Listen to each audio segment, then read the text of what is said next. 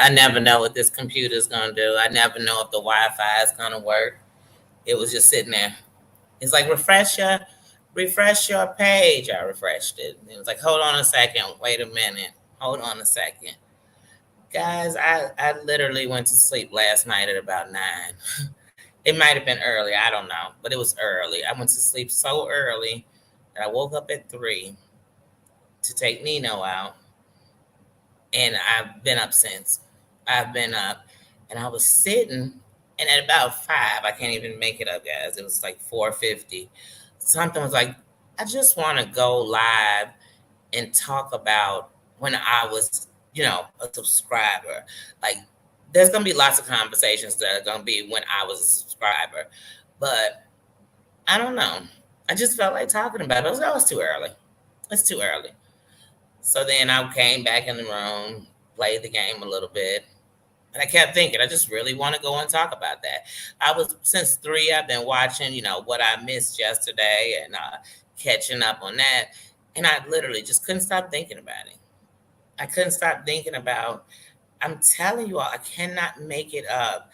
I remember feeling like saying, like, talking about reality show, like people made it like it was your life because you always wanted to talk about what was going on Love and Hip Hop, making the band, whatever it was, just always talking about a show or referencing, and people be like, I don't know what you're talking about, or I don't watch that, or I can't stand reality TV. I hate reality TV. And when I came on YouTube, and then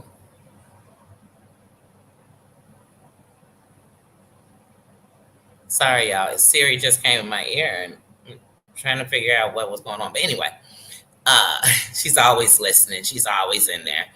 But I would always, be like, oh, I just want somebody to talk to. So when I was going to Westwood, I had this buddy, and whenever we went to lunch together, that was our thing. We go to lunch every day because we went to school Monday through Friday. And so every day we would go to lunch together and we would talk about reality show. And I loved it. I loved it. And one day he was like, you should watch Ashley Miller. She watched all the shows we watch, and she is hilarious. And she from our city. I'm like, Ashley Miller, I've never heard of her. I started watching her, and then, like I said, she would pump like the Scorpion King and Roxy and all these different people who did the same thing, and I loved them. I already knew about Funky Dineva only because when he on Love and Hip Hop, when he was doing so much talking about it, then they brought him to like the reunion, so I knew about him. But it was like, oh my goodness, I just love this, just regular people, like just regular folks talking about the show. And then it'd be all these people in the, like I said, in the chat, in the comments, talking about the show. And it was good. I loved it. Hilarious. These funny perspectives, sometimes serious ones where you didn't even think about that, how serious that was, or, this other side. I just loved it. I mean, you guys, you just don't know. So then when, you start getting your recommended, I started getting like Sherelle World. So I started watching her before any of this. And then, like I said, then one day when she's beefing, well, not one day when she's beefing, she brings up Katie Joy, whether it's good or bad, but she was talking about show. I'm like, wait, do you all know that when 16 and Pregnant came out, oh my goodness, Tyler, and oh my, how come I had to get her name right now? Caitlyn and Tyler. Oh my goodness. When you talk about fell in love with a couple, from the moment they put their daughter up for adoption, I was rooting for them to have a child, rooting for them. I mean, in love. Even Janelle, what I loved was in her dark moments when she was showing herself and addiction and all that. I knew she was saving somebody. Somebody. I really did. I was rooting for her to win. But you couldn't sit and talk to people about these characters like that. You couldn't sit and talk. People didn't want to talk about that, or they didn't watch the show. I know a lot of people who were like, I don't like 16 and Pregnant. I don't want to watch it. Oh man, y'all just don't know. It was a place to let you know, like, okay, I am normal. Okay, there's not something wrong with me because I like these shows. And you knew many people liked them because they kept coming on.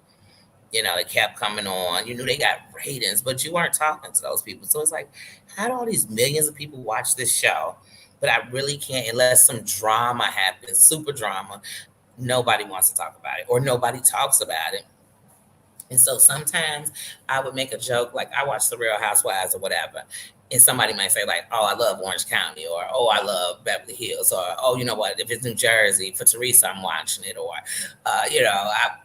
and then you would know people watched it. But how, oh my goodness, like there was Monday night shows, but Sunday night shows, and Monday night shows, and Wednesday night shows you watched, and Thursday night shows you watched, and this was all reality TV.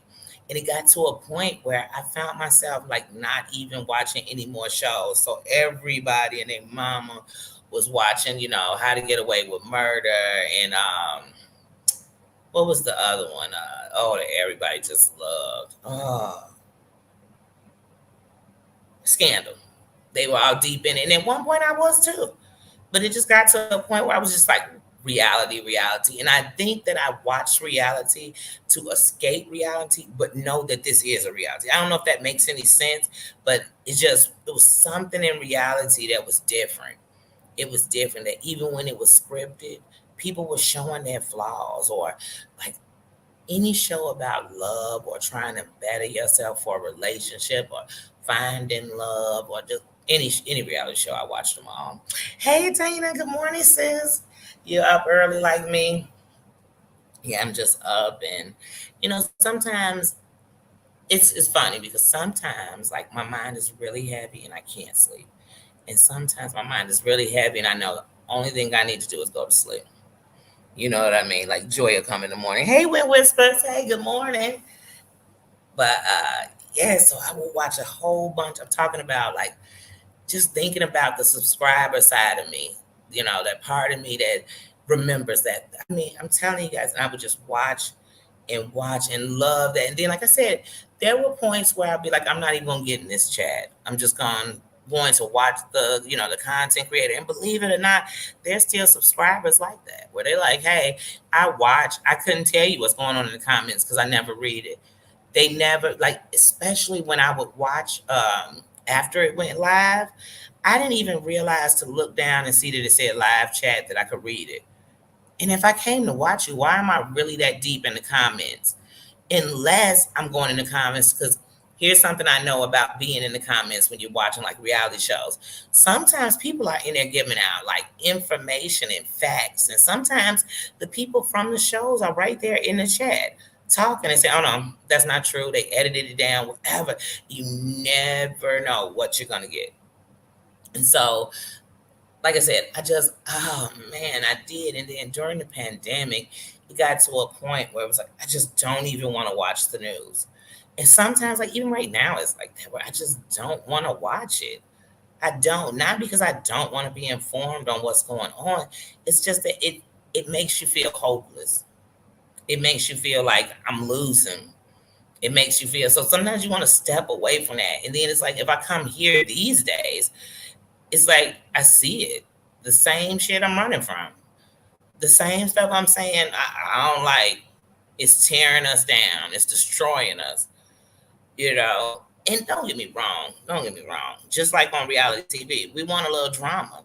We fell in love with New York on Flavor of Love because she was drama. Because she was a little too much. Because she was, extra. I understand that. I truly do. And I do understand that, what gets you what it is you want. But if somebody asks me what I wanted out of YouTube, I'd want to truly make a place where I can be myself and it lets people be their self. I don't need them to be me. I just want you to come in a place and be yourself.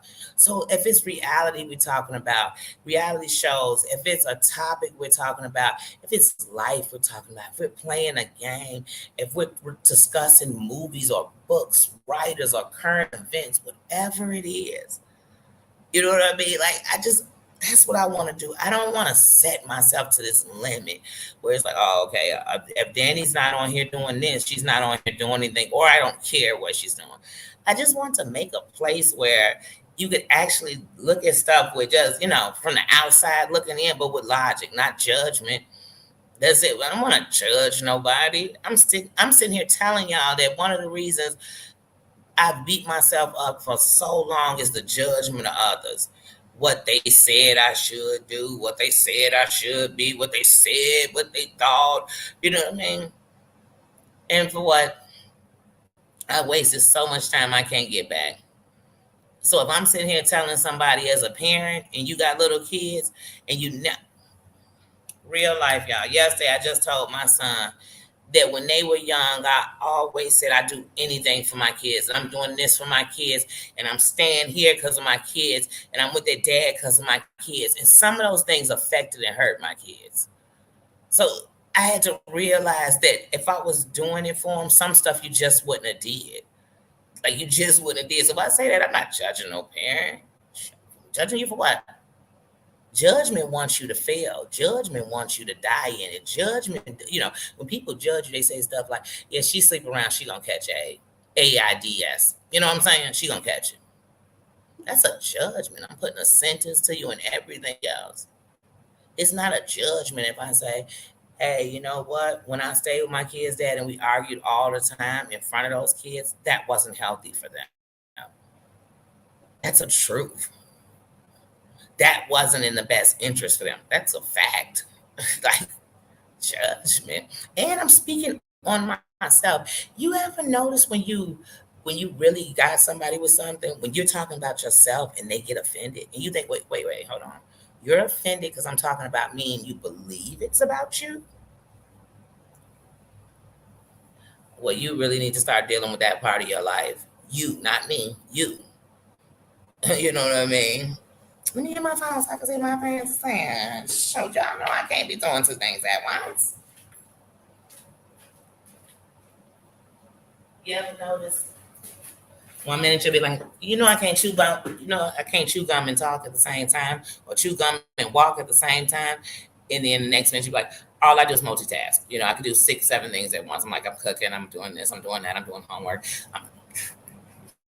That's me. Because I was sure about to tell y'all. I was sure about to tell y'all. I can't do two things at once. Then start telling you about how I multitask. I was. I really was. In real life, I was about to do that, guys.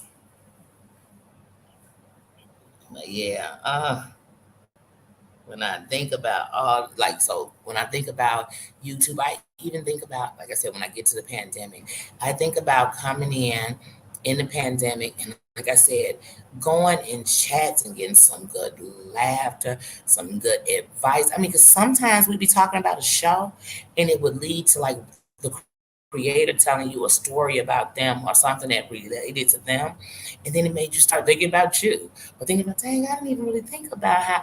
I mean, real. And you saw what you had in common with people. I didn't need to know what their real name was. I didn't need to know what they really looked like. I didn't need to. I knew that we laughed in the chat and we always said something about the characters, and it was just a good time. It was just a good time.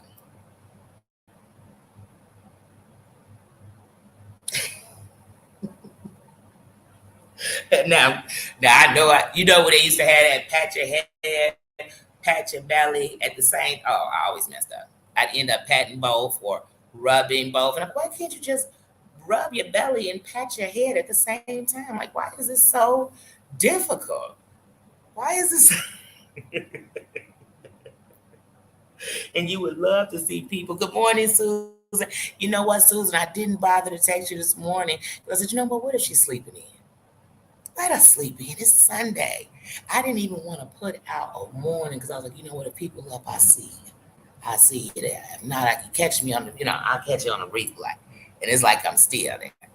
But I didn't want to wake nobody up. But I was like, I want to talk about how good, and like there are people who come over here and support me and show love and everything else. And I think about how we used to just chat in other chats. Like I said, I can't look at Bibles and not think about chatting with Bibles in chat. I can't. Good morning, Maria. Happy Sunday. Good morning, everybody. Happy Sunday. But yeah, I remember that. I remember thinking, like, how you watch the first episode of a show? Like, if I watch Married at First Sight, I'm always thinking about, like, they're not going to make it. They're going to make it. Or if I watch 90 Day Fiance, but they just want a green card. And then you were on these chats with people who thought that or bagged it up or knew some other facts. And sometimes, like, oh, some people get so much information, and that's okay because it's like me. If I find out about somebody on a show, and I learned that even being on a show before, when someone sees your name, they start looking. If they like you, they start looking to see if you have a social media, looking to see what you put on social media, looking to see, if you got pictures of your family. They want to get to know about you. And I understand that part of it. And I'm like, oh my goodness, you could just go see them on this, but I'm not one for being like, oh, let me type into their thing. Hey, how you doing? It's me, Danny. I love you so much. I could think of the celebrities in the time I've been on social media, if I've reached out. It wasn't for anything but caring. I remember when the Brat had her, I think it was her goddaughter. It might have been her niece.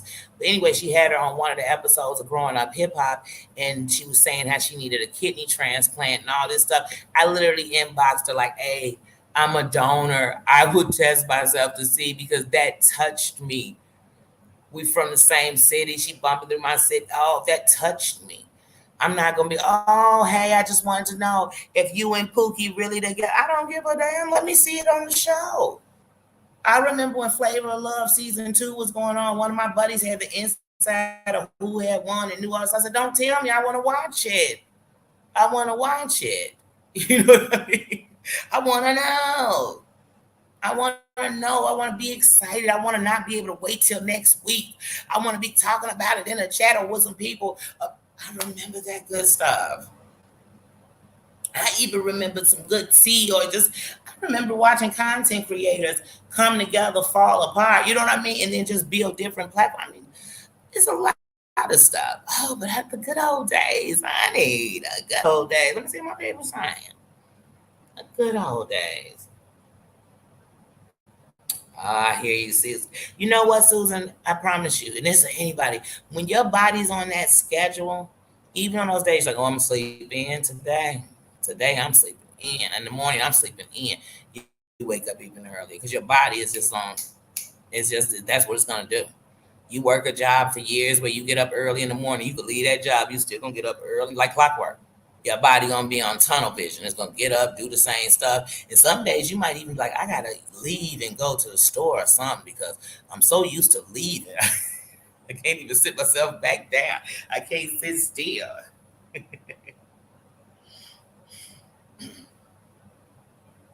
Oh, you know what? And I usually do get up early. I do. So whether it's I get up and I let Nino out, let Nino out like I'm just letting him out the hotel, yeah. But take out, or I get up and then I'm sitting there playing a game or I'm watching TV. I do get up and sometimes I'm laying there just watching, you know, some YouTubes on my laptop or my phone. My phone is like my mini TV. I'm always watching something on it. And it doesn't always have YouTube. I'm always watching something on it. I keep my mind from just staying loose sometimes. I'm just watching or listening. And sometimes I'll say, oh, I'm gonna go live. It's early. I'm gonna go live. I'm gonna go live. And then I'm like, oh, well, let people sleep. Some people like to sleep, but it's not like I'm coming ringing your doorbells. Ding dong. Danny's ding. I said knock, knock, knock. I'm not calling your phones, but I still don't think like that. Even this morning, I'm like, okay, we'll just at least do 7:05. Okay, it's Sunday.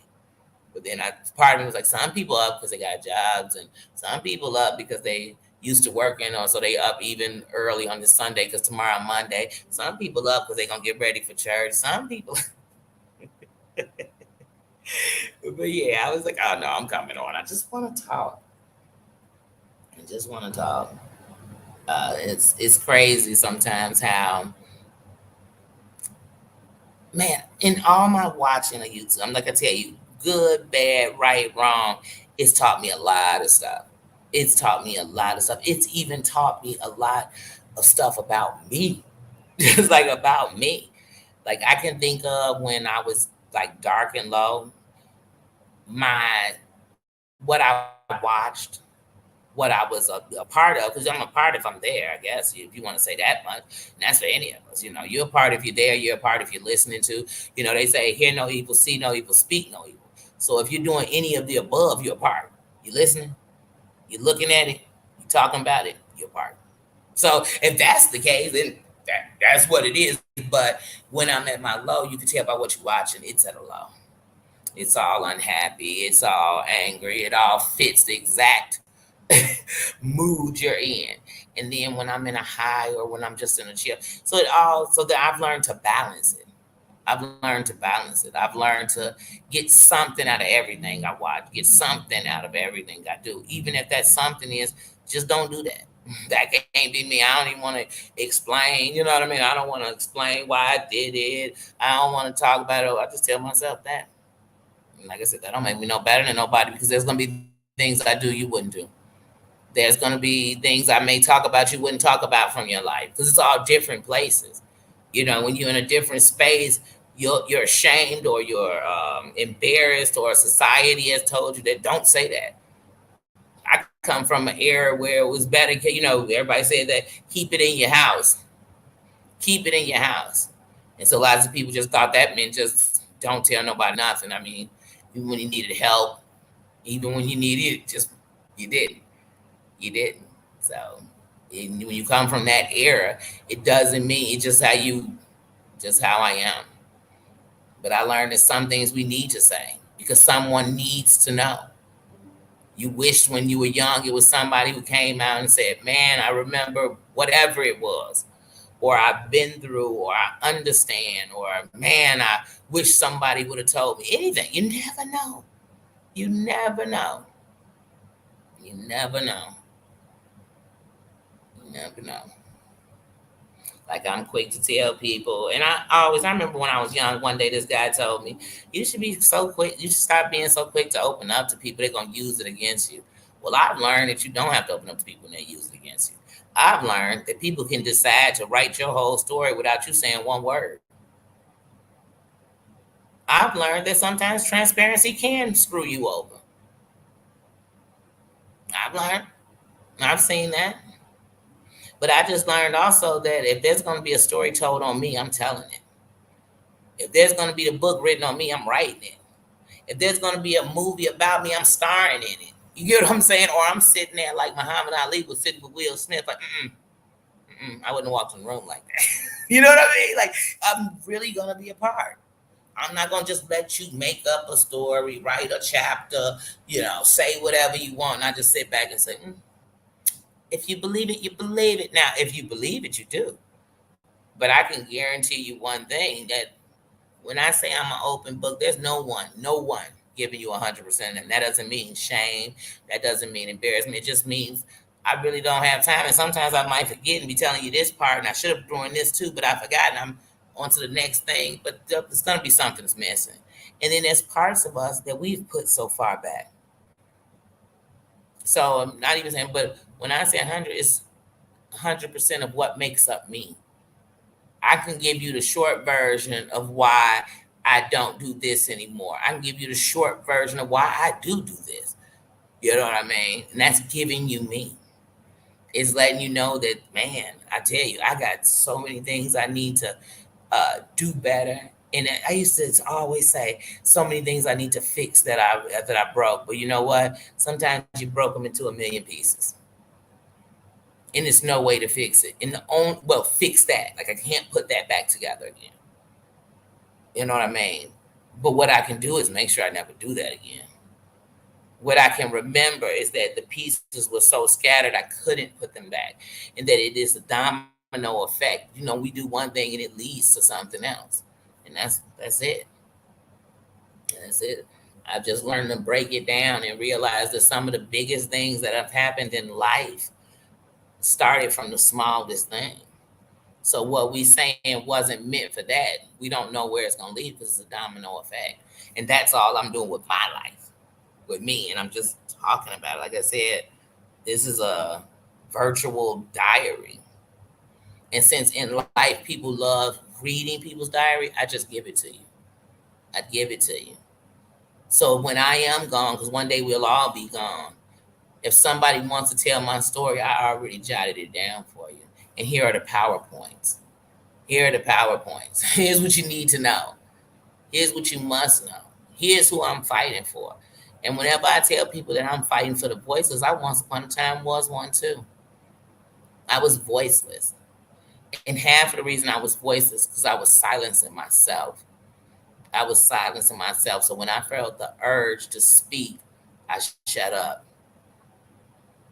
When I felt the need to tell my story, I thought, who gave a damn? And then I thought sometimes, like, well, it just happens. I see it happens to so many people. What makes me any different? What makes me any better? I guess I deserved it too. And that's how I looked at life. Truly, truly. The nastier I was in life, the nastier I felt about myself. In a world where people just decide anything they want. Oh, you got kids, you a hoe. You ain't never been married, you was a slut. Just like they believe everybody married is happily ever after. Come on, like, it's just you get tired of it. You get tired of being part of the stereotypes. You get tired of being um, typecast. This the only role I can play. And I decided, well, I'm gonna do my own casting. I'm the type of person they say, well, I came to the table and they didn't bring a chair. Lucky enough, I brought my own and my own silverware. You get what I'm saying? Like I brought my own plate. I make a seat at the table. How about that? How about that? I just live like that. And there's many who do, and there's so many people who are afraid to take the chance. Afraid to take the chance. And they say, well, maybe you look at the kids these days, when you look at them, they all look alike, dress alike, act alike, no matter what part of town they from, what city, because everybody told them this was the standard. This is what you need to be. This is what's making it. Hey, why do people like to look at the wildest, craziest, most dangerous stuff on YouTube? And why does that get the most clicks and views? Because we're entertained by it. We set the standard. And this is the standard. Why does drama get clicked and views? Because we like it. Because we watch it. It's the standard. It's the standard. So till somebody set a new one. And then what you'll see is you'll set one new standard. Here come all these people that were just like that. They were just waiting for somebody to put it out there. That's waiting for somebody to do it, and then people say it was okay. Because see, many gonna try. Oh, I came out, I tried to. They look up and they writing the bullshit. I came out to stand tall and be a leader and lead y'all, and now I'm leading you straight to hell. Where you was going anyway. I just jumped in front of you and put on a captain shirt. Bump that. I want a U-turn. I want to be the one that say, oh, ooh, hey, y'all, I just realized some shit. We all going the wrong way. Matter of fact, the way we going, it's gonna get worse. It get worse down there. I just came from that way, you know. Please, I just came from that way, and I know this shit it get buck out. It get buck down there. You don't want to go that way. I'm telling you, and it's gonna be people tell you that's the way. And, oh, hey, I ain't gonna stop you now. I'm not gonna drag you now. I'm not gonna Harriet Tubman you through here. I'm just letting you know. It's on you. It's on you. I wish somebody would have let me know before I went all the way over there. Got stuck up in there for a couple of years. Couldn't find my way out no matter what I did. And nobody told me. Matter of fact, people was giving me vouchers to get that way. They were telling me, hey, I'm telling you, keep going straight. keep, keep, don't turn back. Look, do you hear the music? They over there jamming. It's a barbecue. And I went. And I set me a chair. Look, I came. What I tell y'all? They said it wasn't a seat. I made me a seat at the table. Not even a good table. I made me a seat at the table.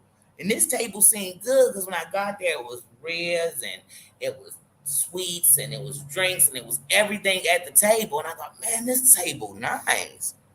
This table nice. Then I realized they ain't had no silverware. They was eating with their hands. People was coughing and they wasn't covering their mouth. It was elbows all over the table. And this was me. This was me at the table. Acting a fool. No manners. No manners. No nothing.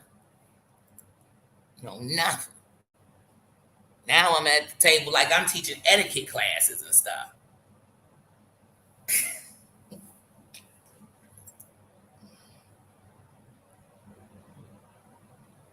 Yeah, you know what? And you always do that. You always think, Oh, well, you know what? Let me shut up because there's so many people out here that got it worse than me. I don't want to say nothing, but it's somebody on the road to where you went, but it's going to be worse. But your story could have helped them. Your story could have saved them. Your story could have gave them somebody to talk to. Your story could have gave them hope. Your story could have gave them a strategy, a way to make a strategy. Your story could have gave them a way to go tell somebody else and have a friend, have an ear. You never know. You never know. But you know what I know for a fact? Them times when you didn't tell your story, you didn't say something and something happened. And the only thing you could think is, I wish I would have told them that day. Like, man, whatever. Whatever. I wish I just would have said I understand. I wish I would. I've been there too.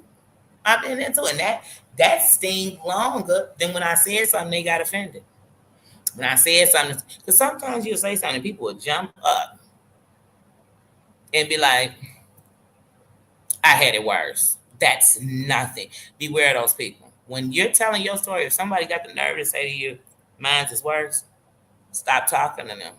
Period. Because they don't even see you. And they're going to be one of the things that help you to believe you aren't important. What you're going through is nothing. That's why you always have people telling their story and they'll say stuff like, I know people might not think there's anything, but it's something to me.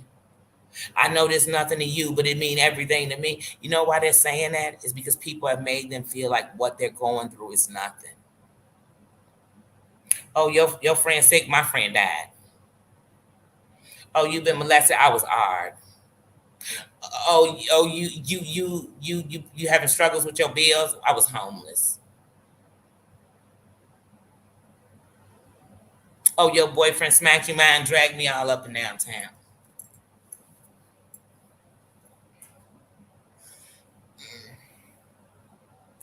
Where we do that at? Where we do that? All over the world. YouTube shows all over the world. People come from different countries, different walks of life, different religions, different races, different genders, and we keep saying the same old thing. I want to see something different. Show me you about it, but you know how to act like you got some sense. Show me you've been through it so much, this is the last thing you want to do. Show me that. I don't see that no more. I don't. You know what you see? The same old people with different names. Sometimes I wonder, like, is that really such and such? Because it seemed like the same person. Just, I mean, we are like robots. Which way are we going today? Cut me off. Take my whole chip out me.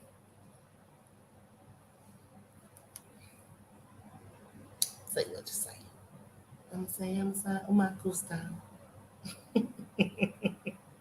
Why back in the day, some of the best songs, you had no idea what they were saying. I know I didn't. I'm like, what did they just say?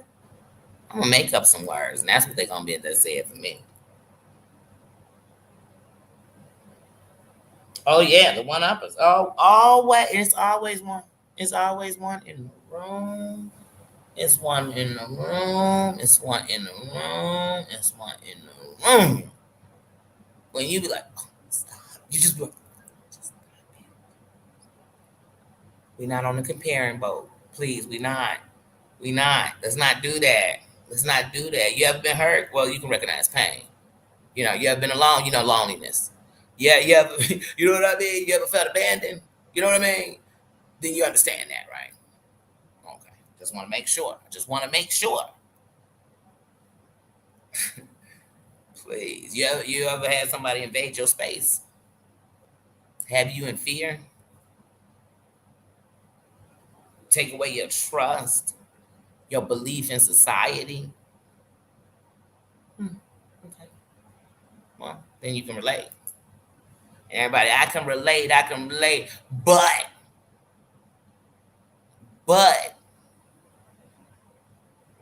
But it's probably because you lived in the city. But I bet it's because your daddy wasn't there. I bet it's because somebody was on drugs. I bet it was because of this. But what about when you find out about the stories where it went on and those people didn't have those butts with them? All these butts you put to them. So people not one up in you, they one down in you. A matter of fact, they two down in you. They two down in you. I used to always say, man, I feel like I'm taking 2 steps forward and 3 steps back. But what I realized is I would take 2 steps forward and society would pull you 5 steps back. So then the 5 steps, the 5 steps it took me back, I didn't even realize I was 5 steps back because I was so busy just seeing like what I was said to be and that I really was, that I didn't even realize that the real steps I was taking back, I didn't even see them at the time.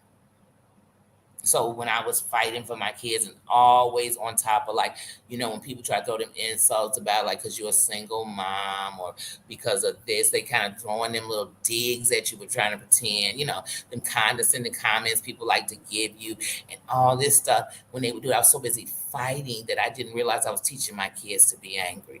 The exact thing I'm trying to fight from society saying I am. So I'm going 5 steps back. There's steps that we're not even counting right now, and you're doing them. There's things that you won't see the repercussions to what you did till later.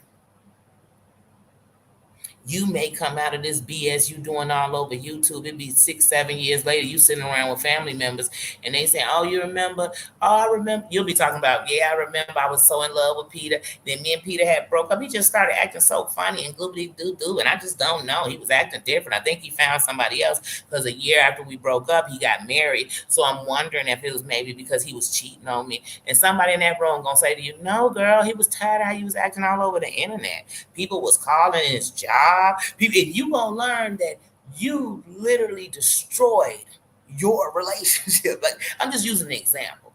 You're gonna look up and your kid's gonna say to you, like, I know you're not talking about bullies. You were so bad when I was young. You'll think they didn't even know.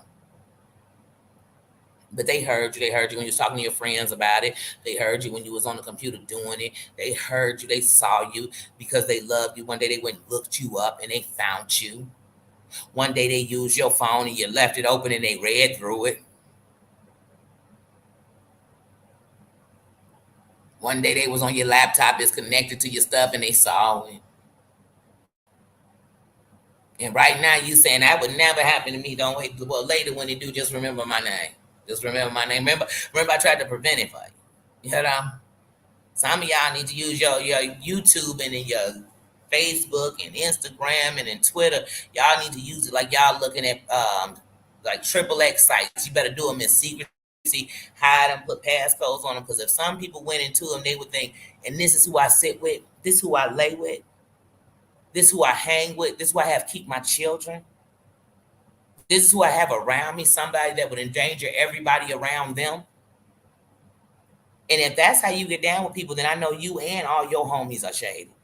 I know that everybody around you, they endangering you too. Because let me tell you something, you endanger me, everybody I know getting at you. So if I'm hanging with you, I kid you not, if I'm hanging, this when I was in the streets, if I'm hanging with you and we go out and you know you got beef and somehow your beef get me beat up, shot at, taken out, popped off, trust me, when people find out, they not going for the people who did it like they going for you because you brought me into this shit. You brought me into your shit for no reason. And just because I knew you, I'm a part of you. No, I'm not. No, I'm not. That's why I tell people just because two girls are friends and one sleep around don't mean the other one does. It doesn't mean she does what she wants with her snatch, and so do I. And when it's all said and done, I love this girl. She hilarious. She got my back. I love to talk to her. Whatever it is you do with them. But what I don't do with them is make permission on who they get down with, and they don't do it with me. What I don't do is slut shame them or make them feel bad about their sexual preferences. Because at the end of the night, what somebody does with their body part is what they do with their body parts. And as long as no one is forcing them, as long as no one is taking advantage of them, as long as no one is drugging them to do it, then it's their choice. And I'm not here to knock it or promote it. You get what I'm saying? It's just not me. And that's why you can't win in society. If you the girl that's giving it all up, people want to call you a slut. If you the girl not giving up, they want to call you a prude. You're not going to win with society. Sit firm in your decisions. Sit firm in your decisions. And when you say, I don't do something or people shouldn't do something, then you damn sure better not be doing it. You know what I mean? Man, I ain't about no these. I can't stand nobody stealing. Hold on a second, y'all, while I take this. Somebody just left their wallet laying down on the ground. Let me go and grab it. They walking away. Let me make sure they walk all the way away. Instead of me calling them to say, hey, drop that wallet. because I don't need nothing out of it. It's not mine. It's not mine. And so I just been thinking about that. I've been thinking about when you feel like you're so loyal to these subscribers. I mean, to these subscribers, to the content creator, where you stopping what you're doing to watch when they go on live.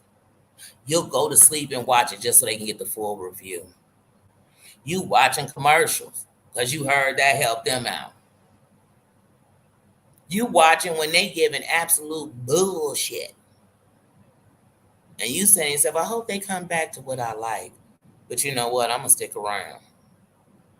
You once they were saying, well, I mean, I'm telling you, my little cousin told me about the subscribe, comment, you know what I mean? Do that for the hit the notification bell. He told me about that. That's how you support people. And watching them through and all this stuff. He told me that's how you support them. So that's what I did. So when some of these people are talking, your loyalty came out the finances you brought out. No, my loyalty came when I stayed. My loyalty comes that when you're on, no matter what I'm doing, I come off, even if I put it on another device. The loyalty comes that I make sure that I'm a comment, even if I'm in that chat. Sometimes I think about it when I'm saying hello to everybody. I could easily put it, but hey, he's running this chat and conversation. I'm going to support in the best ways that I know how, and that's being loyal, true, and respectful. That's what I can be. And my loyalty doesn't mean the only content creator I'm subscribed to is you. That's not what loyalty means in this game. Loyalty means, hey, if I'm sitting watching somebody and they talking about you, even if I sat there and watched it, you know who ain't talking about you? Me. And you know what? When I come back into your chat, I'm not bringing you that shit or talking about that.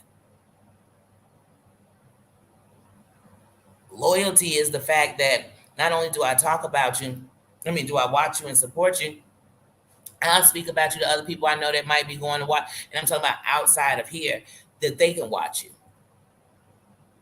and that they'll start watching you. As people I know who are not real big into watching all that stuff on YouTube, but there's certain people I've watched for and they heard them, and I look up and they watch them now. Tasha K is one of those people over the years I've watched so much. I know a few people that watch her because of me. When she was doing the R. Kelly, you know what I'm saying? They watch her because of me. So it's something positive. That's loyalty to me. It's loyalty that when you go under my name as a content creator, what you're not gonna have me in there. I mean, down to John Yates, you're not gonna have me up in here shitting on you. You're gonna have me either encouraging, saying happy birthday, giving condolences to someone you lost, whatever it was you might have done. That's what you're gonna have. That was loyalty to me.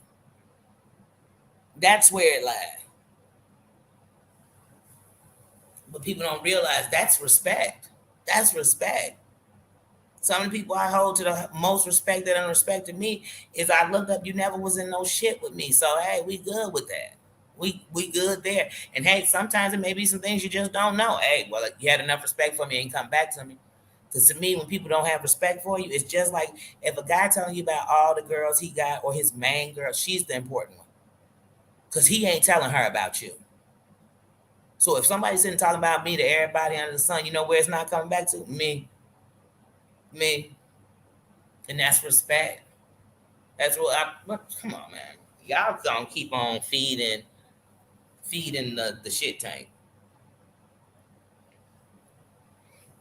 And then be shocked that the only thing you got out of it was shit. The only thing going into it is shit. What's coming out? So unless shit make diamonds, pressure make diamonds. The pressure not to fold to what everybody else is doing, that make diamonds. To stand out different in a world that is so the same, where when people do wrong, they justify they wrong by who else is doing more wrong. Show me the leaders. Show me the leaders.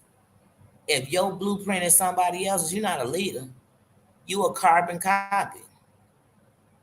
I'm good on that. We got enough of them. I can go to every dang on sector of YouTube and find the same kind of people in each sector. Those are copies. Where's the originality? Who started it? Where did it come from? Am I in a sector? Did I start one? Are we all robots? Are we just all people? Yeah. I can't hate racism when it's on my people, but laugh at yours. I can't. And everything come out of everybody's mouth is not what you said or what you thought. And it might have been how you thought about it, or you just wanted to hear their perspective or whatever. That's fine. That's fine. Around here, people tell you what you are. If you doing this, you must mean that. But if you over here when we doing it, it don't mean that. If you say this, that mean this. But when we said it, that means something totally different. No, boo boo, it don't work like that. It don't. And then when people are going for these blows, where I'm from, it's called getting somebody attention. Okay, you got their attention. What's next? What's next? We're just gonna keep getting each other attention. But then, like, I don't know what's real life and what's fake life. Man, calling me racial slurs is real life. It's getting people killed every day in America. Um, Shitting on my looks and who I am, that's real life. Because every day some little girl is laying down with somebody hoping that makes her beautiful. And that gives her that validation that she feels she never gonna have because she don't fit what we saying. It's beautiful. It's pretty. Wait, hold on. My job. Now see the thing with the jobs, it go both ways for me. Because if you are somebody who is a stand up to the society, to the community, to the people, and you for the people, then I don't want to see you on here dogging and trashing the people because I'd be too afraid that if you came across in your real job anyone you thought related to that or was like that, then you wouldn't do your job. We come from a society where once upon a time people wouldn't even, you know what I mean, work on you because you was a certain color, or people wouldn't let you work on them because you was a certain color. We come from a society where a certain color has been beaten down and taken out and murked by the police. We live in a society where people in power, people who set it up for us and make the rules and make the laws for us, don't care about a bunch of people. I'm okay. They always say if you see something, say something. Well, let me tell you something. If you call yourself a teacher, a doctor, a lawyer, a police officer, and you all up on this thing acting a zip damn fool, then you are jeopardizing your job and you deserve it. And I ain't trying to say that to be in nobody's shit. I'm just saying we counting on you. I'm counting on you to have a moral standard that is so strong that even when this bullshit comes, you handle it, but more maturely. You should handle it better than me. It's like I tell people when they start acting a fool at their job. Hey, baby, you at work. I'm not.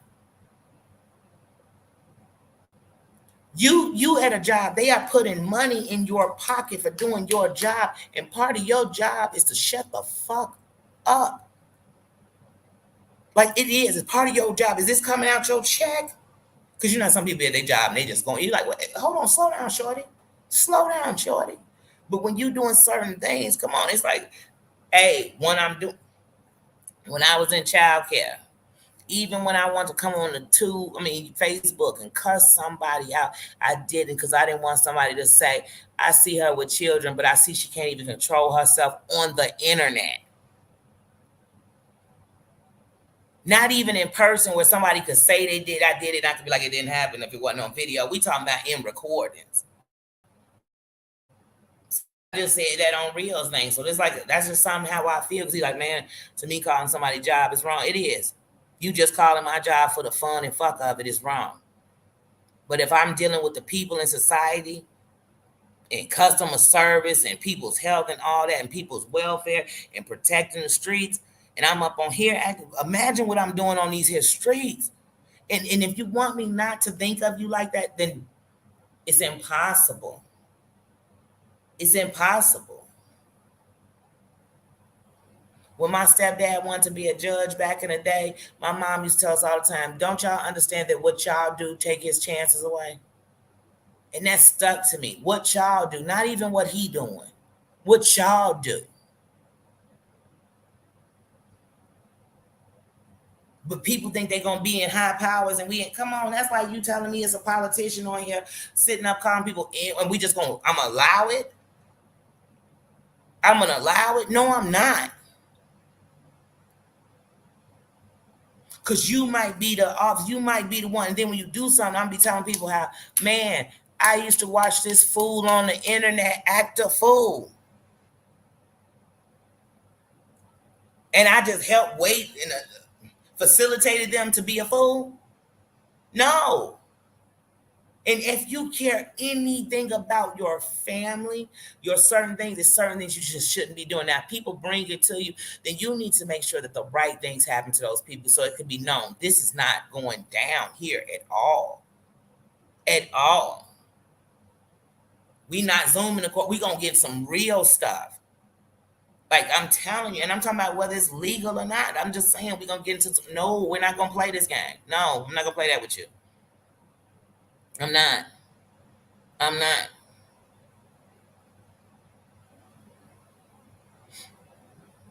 Nope. So like I said, so it's hard. It's a double-edged sword. Like I tell you, I'm not calling you job about shit. But like I said, you one of those people and you doing things that are reckless. Oh yeah, I'm gonna be on your job's bumper. I'm gonna be on that. Somebody gonna hold you accountable. Maybe we won't. And maybe, hey, maybe you'll lose your job and come on here and be worse. But you know what? I don't have to worry about you being. I don't have to be worried about you being patrolling the streets doing it. I ain't got to worry about you being up in here doing it. I ain't got to worry about you being a politician doing it. Because that's power. That's power. I don't give a damn if you worked at a nursing home. If you was working at a nursing home and you talking about, man, I'll put a pillow over your face and suffocate you, I'd be afraid that that's what you was doing to people. I'd be afraid that when you lost your cool on a client, you just might set them up. And if you think I'd be okay with that, I wouldn't, because I have family members that are in nursing home. And if I let it be okay with you, it's okay over there too. And it's not okay over there. But my family is no more important than anybody else's.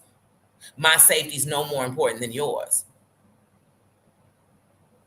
But so, like I said, that's a double-edged sword for me, because, like I said, I'm not calling on none of your shits. I'm not. I'm not. But if you ask me in logic, do I understand it or do I think it's wrong? I'm going to tell you, it's a double-edged sword. I don't understand how it got to there, but I do understand how it could happen. It's that simple. It's that simple. Please. If some of these, like the officers that killed George Floyd, if somebody might have been telling what they was doing out on the streets and maybe something was being done, maybe they wouldn't have been officers that day. And it could change the world. Because it could change what happened. We wouldn't have had the loot. We wouldn't have had none of that day. Not to say it never would have happened. We wouldn't have had it that day. But people don't like to say nothing to the end.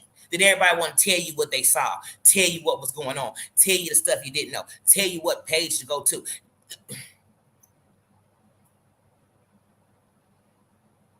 All the things going on in the world, they got us all shook and all scared. Some of them people sitting on the internet right now, and you laughing with them because they saying some old out-of-pocket stuff about somebody's race or something. You think they so funny. They then I say, I never knew they'd do all that, but you knew they didn't even have respect because they showed it on social media.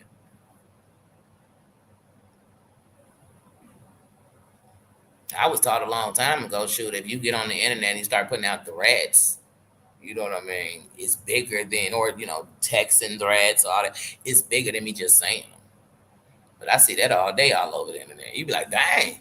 Are they not under law? No, it's just the law. Like, dang, it's so much of this going on. We got to get to the top ones first, and we got to get to the one. Because, they scanning all over looking for terrorism, all kind of stuff that's going on. So they like, okay, hold on, we got to take that out. We got to get that. And they going from the top to the bottom. So it's just like when you get to the hospital, it doesn't mean you're not okay when the emergency room is packed. It just means you're just not at the top of the list. And sometimes people put shit to the top of the list. Because at first they was ignoring it. And then, boom. Some big shit happening, like, we got to cover our own ass. Hold on a second. If I catch you saying hello and you don't put the O on it and you separate it, you out of here.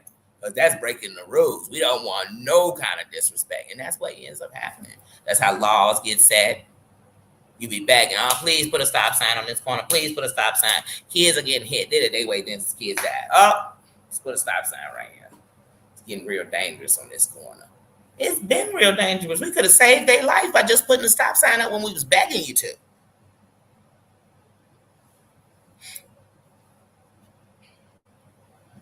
Then sometimes people get the people they can't stand on here taken down, and then next thing you know, it's like they got a new enemy that's just like them. It's like, did y'all make this person up? Did y'all go looking for who can I find that's just like the person I took down? Because I need that drama back. I don't know.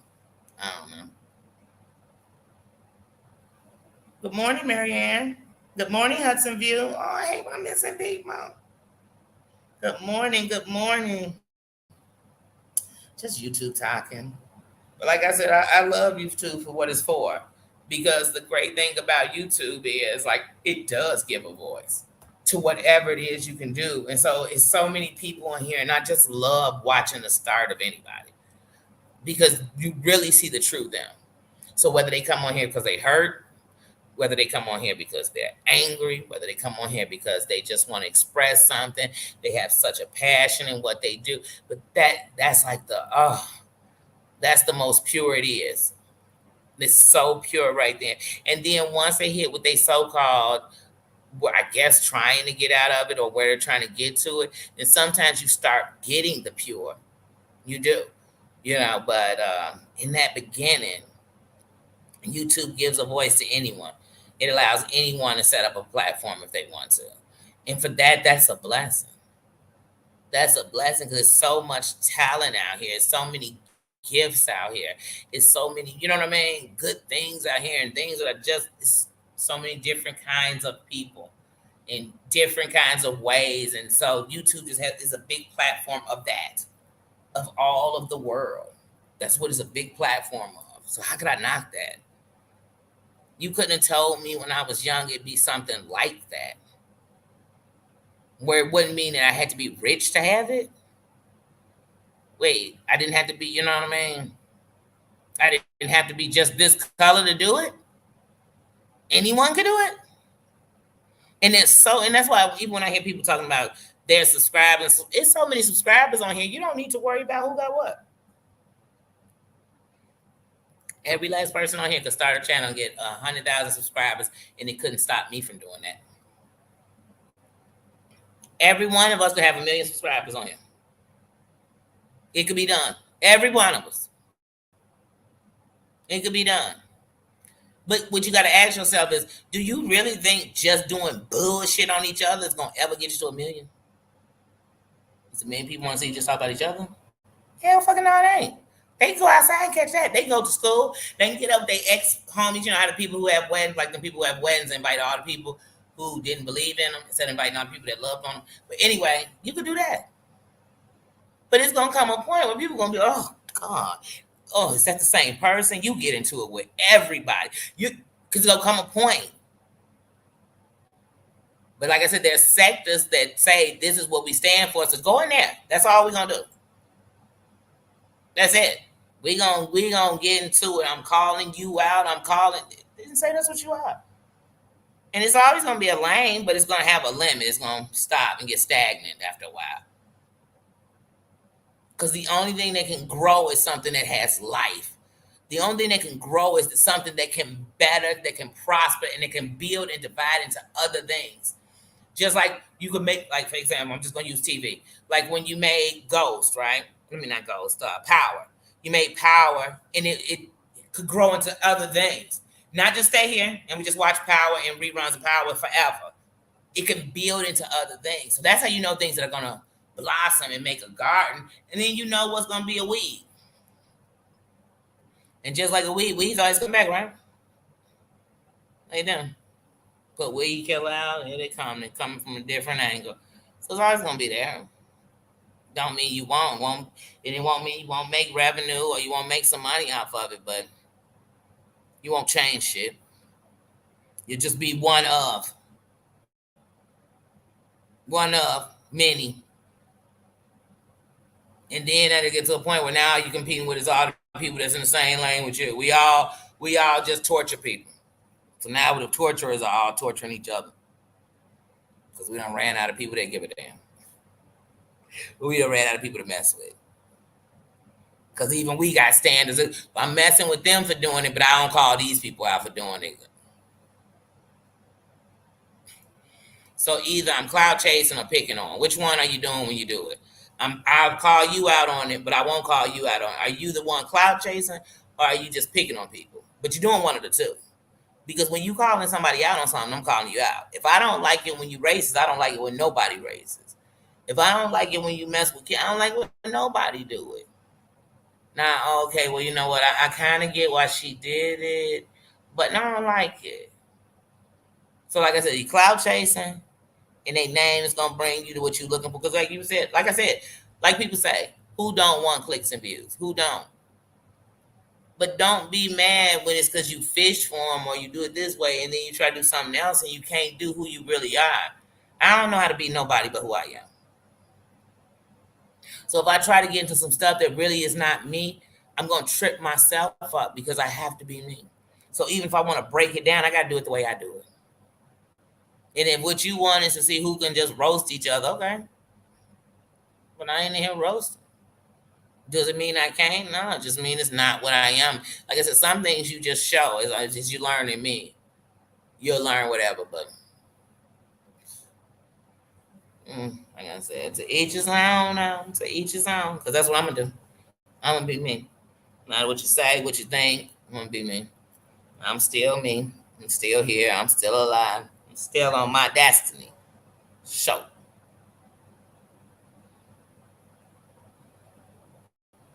Say what y'all saying. Yeah. You don't need to learn how to bully. That's the one thing I don't get why people acting like you do. You don't need to. It's not a person out here who ain't never seen bullying, been a part of bullying, or been a bully. And we didn't need the internet for that.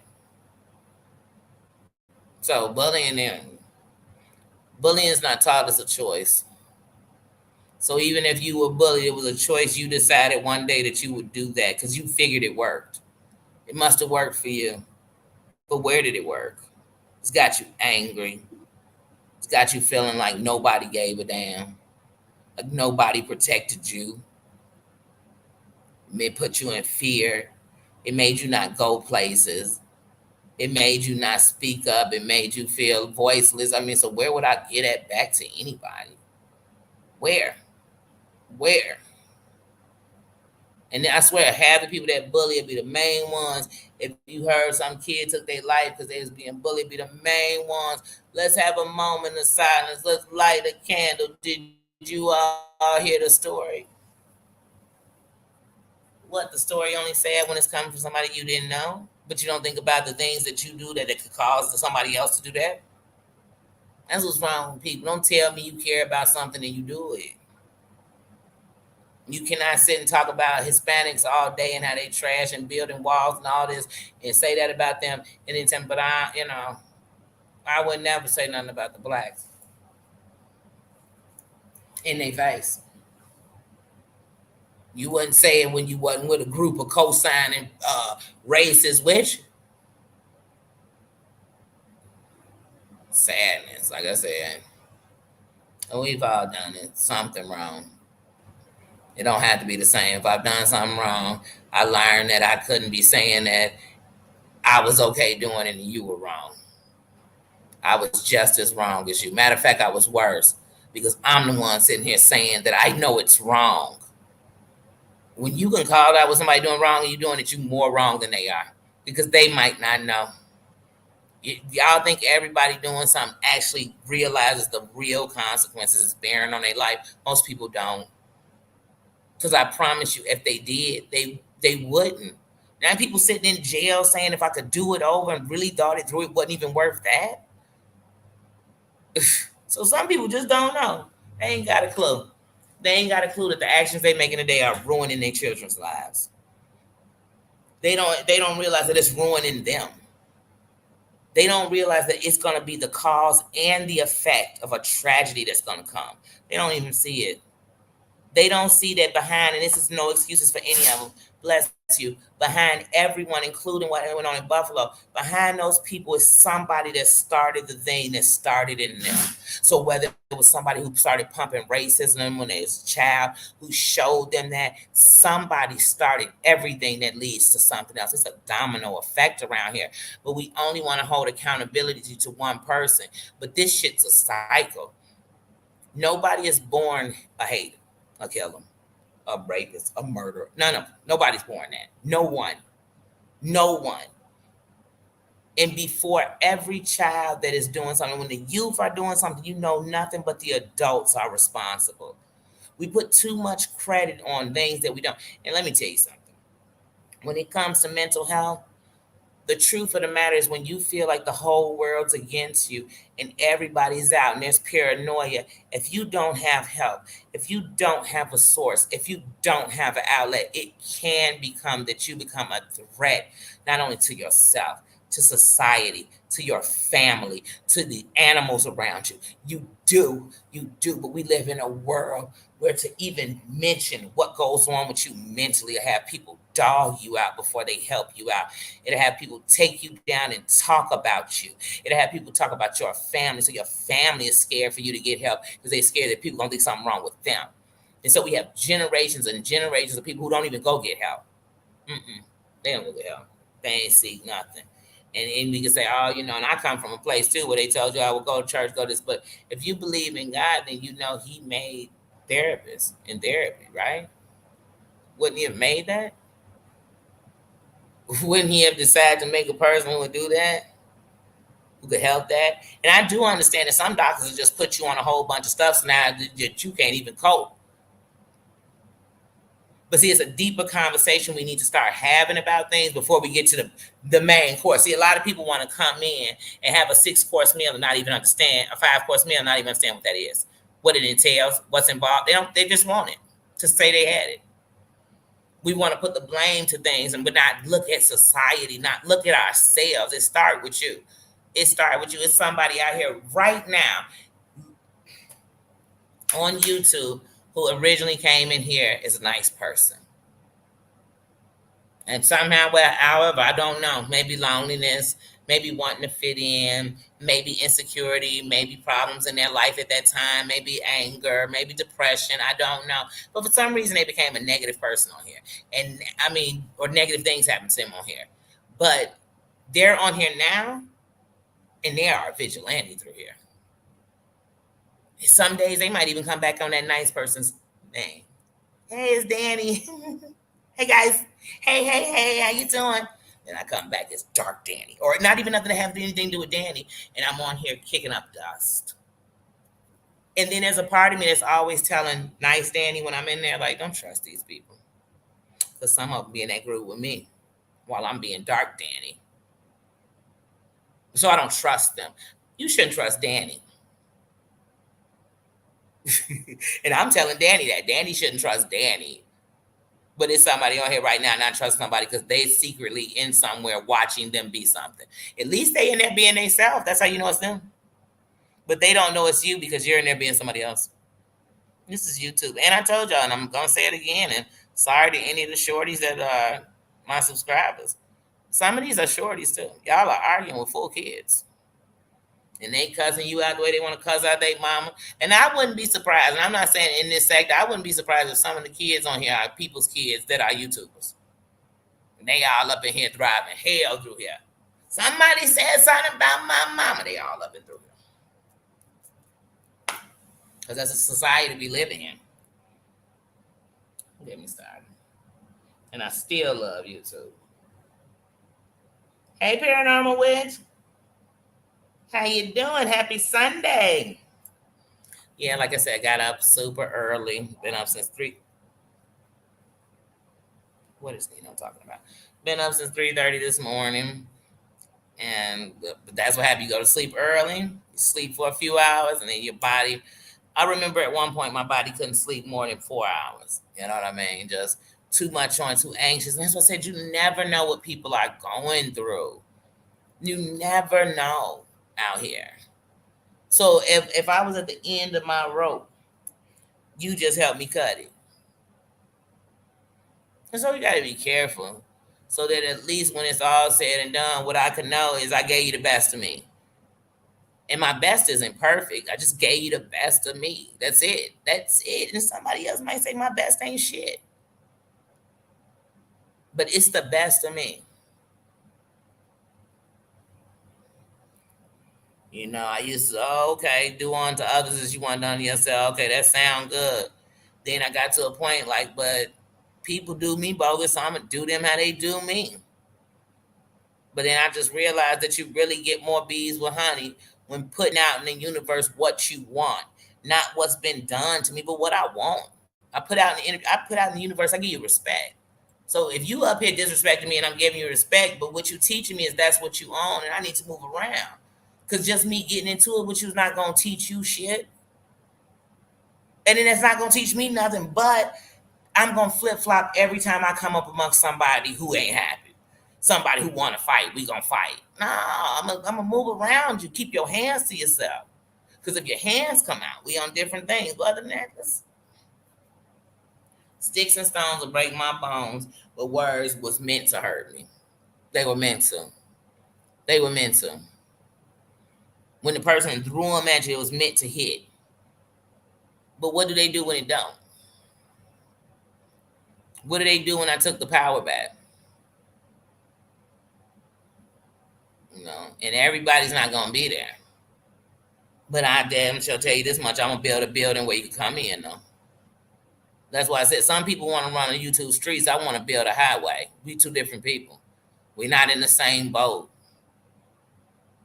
And I'm thankful. Like I said, if you watch your numbers as far as subscribers and you counting off of that, then sometimes you'll be misled. But what I watch is that I actually have traction. I actually have views. I actually have interaction. I actually, you know what I'm saying? I'm building something here for real. I'm really building community for real. Like this isn't a conversation. This is what this is about, and that's what I'm doing. And I ain't here dogging nobody. I don't need to knock nobody or climb on nobody back.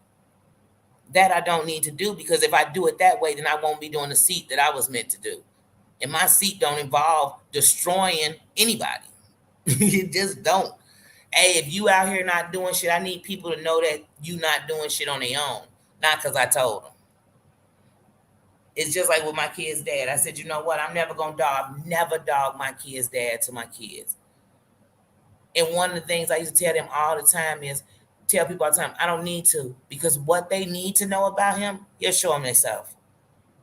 He'll show them himself. When he's breaking his word, it won't be me saying you broke your word. It'll be you. And if you let people, they'll show themselves. And the real people that don't want to mess with that will see it for what it is and know how to move around it. I don't need to get you to stop with nobody. Matter of fact, I want you to stay with them until you realize what's wrong with that. I don't need you to leave. Please don't. Because I don't want you flip flopping. Oh, I like what you say. I'm back with them because I like what they say. I don't need that. I need you to just know where you are and be there. And that's it. That's it. And I know that we all are made up of layers. So if I think one content creator will explain to me who you are, then I'm not really trying to know who you are. I'm not. I just want to assume, make an ass out of you and me all day long. That's my opinion. That's just my opinion. What y'all hands say? Hey, Just John. I didn't see you come in. Good morning. Happy Sunday.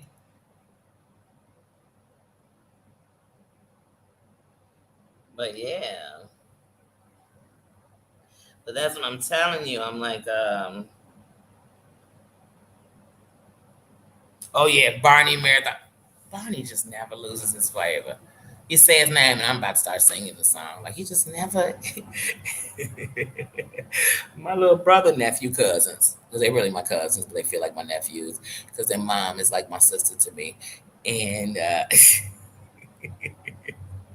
they lived with us before, so they're like my brothers. Okay, so my little cousin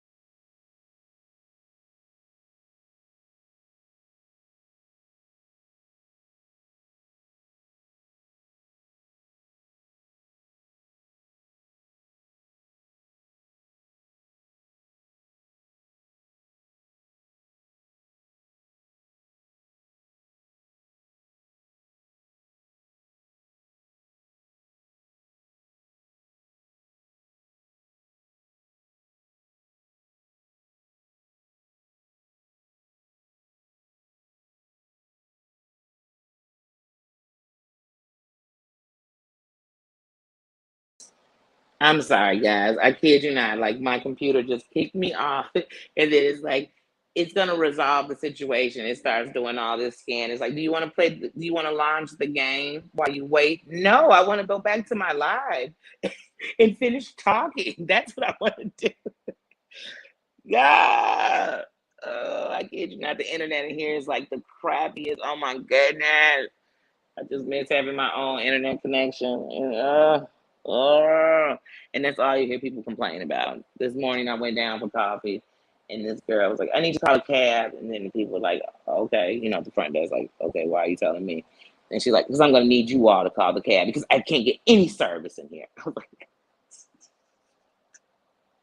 I was like, everything leads back to crappy internet service in here. I promise you. Oh my god, I can't believe it. But yeah, so what is everybody getting into today? What are you doing?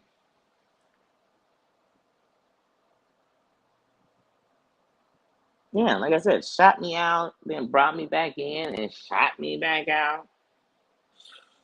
And there's been a couple of times that I went to go set up the live because I always set the live up on my phone. But then I go live on my laptop. And I literally sometimes will go to set the live up. And when I go on the computer, I'll tell myself, oh, that's a sign. Because it won't even give me, it'll come on, go off. You go in to set it, then it's losing its signal and it's taking you. I say, oh, you know what? That's a sign. But sometimes it's just a sign for you to close your mouth so you don't help somebody. Like I told y'all, when it comes to that song, How to Save a Life, like I listen to that song. And I think that sometimes how we save a life was just being the person to listen. Sometimes it was just, like I said, you never know when you are giving your story, when you are telling your story to somebody that you may be giving them help and don't even know it. And don't even know it. And so I'm just big on, oh, God, you just don't know. I'm just trying to be, like I said, do unto others as you want done to yourself. I'm trying to do what no one was doing. Those things that I used to say, I wish somebody would have been out there saying that. I wish somebody would have told me like that. I always tell the shorty, like, man, y'all looking at these hustlers and they glittering, but then y'all forgetting about the ones that go to jail. You forgetting about the ones that die. So when you're gonna weigh something out, weigh out all the options and ask yourself, if I have to go into the worst case scenarios of this, am I ready? Am I willing? Do I understand? You know, I don't know. This is just me. It's the only way for it to get better is for us to know that it needs to get better. And for us to all start changing ourselves, everybody want to go out and change everybody else. I want to change what you talking about on your channel. I want to change what you said. I want to change how you look at that. I can't. I can't. Now maybe the people who doing it, they can be easily persuaded to change their mind. But it doesn't mean you're gonna change other people. Change comes from within. Change is what you want. Shit. Just like change is what you bring. No, nigga, you're not going with me. You're always in my business. But he always in my business, y'all. Now here's the thing: when I go down this hallway, I know I'm gonna have to cut this camera off. It's always somebody out there that has nothing to do with me. And because you never know, forget that it's not because I'm trying to film you. You never know, somebody could be in hiding. You never know. You never know. Because the truth is, we don't know what somebody's going through. Everybody think they know. And the worst part is, you ever told somebody what you're going through and then they still don't know? You say, how you don't know and I just told you? I just told you what I'm going through and you sitting there telling me, I had no idea she was going through that because you wasn't listening. This dude I used to date used to always say, you hear me, but you ain't listening. You hear me well, but you ain't listening. You ain't listening. Let me close this window because I already know Nino or somebody will come and get their car out the driveway here, big parking lot. He'll go bananas. Be having a whole barking party with them. And then they'll be saying, that dog was so mean. I was getting my car and he was barking. I say, Nino, you can't do that. You're all black. Jokey, jokey, jokey, jokey, jokey, jokey. Nino, I'll be right back. All right. All right. Oh, go, sir. Go. Go. Go, nine. Go. You're not going with me. Yeah, I was going. I'm going to get a cup of coffee. There's no need for Nino on this one. I can just imagine how the people are going to get the door with me. I can just imagine people getting in coffee with him. That don't even sound like fun to me. So yeah, the good thing is nobody down here. Why does it sound like the door open? I'm wondering if Nino opened the door, y'all. Do you ever do this? Do you ever leave and check the door and then have to go back because you're like, did I lock the door? Did I turn off the stove? Did I did I turn off the dryer? I do that all the time. I literally before I leave check everything, check the stove, check this, check that, check this, and then I walk out the door and be like, I don't think I checked that. I'll get to the bus stop. Did I check the door? Is the door open? Is Nino running up and down the hallway? Oh my goodness, I don't know. I'm always like that. I have to check things 2, 3 times. You got your phone, you got your keys, you got your. I'm one of those people who have to have a checklist just to walk out the door. I don't know. Maybe I'm alone on that. Maybe everybody does it. I don't know. But yeah, y'all will say that's why I brought these sunglasses. Once you come to the front, you come out the hallway. It's pretty bright today. Look, it's pretty bright. And a bright day is a fight day with my eye. Oh, oh man, it's one of them days. It's one of them days. It's one of them days where I'm already on. I don't know. These are little cups, but I've already had 2 cups of coffee. Why am I back out here? The things we do. The things we do. Well, probably because my body is mad that yesterday, because I wanted to sleep in. Yesterday, I didn't get any coffee. I was pretty ticked off about that. Guys. I came down here and they still had it out. Went to get a cup of coffee. Nothing. Nothing. Empty. So I was real mad. I used to be one of those people when I go to work and be on my way to work and I go in to get my coffee before I went to work. And you know, hey, how you doing? I'd be like, oh, I'm fine now. Oh, I'm fine now. Because I went and got me a cup of Joe.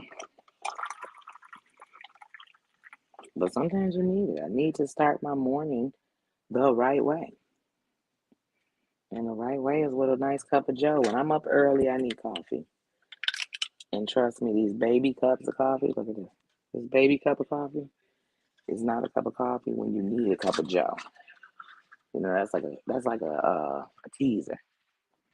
That's like somebody sharing a can of beer with you.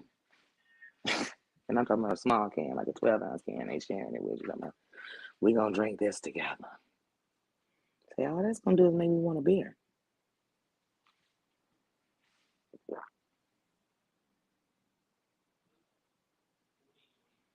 Hey, Lala.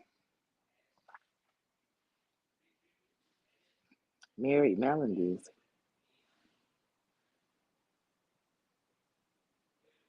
You talking about the old Muppets? Because I was a big Muppet fan.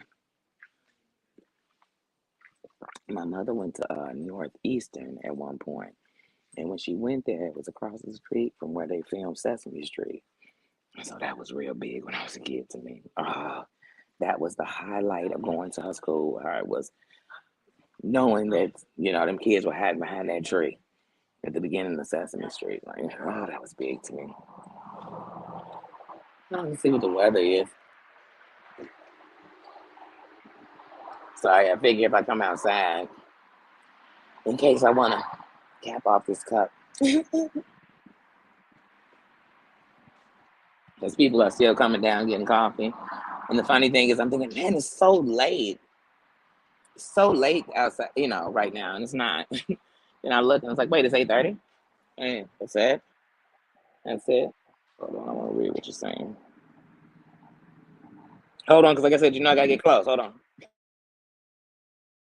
Oops, how I hit mute? I didn't mean to hit mute.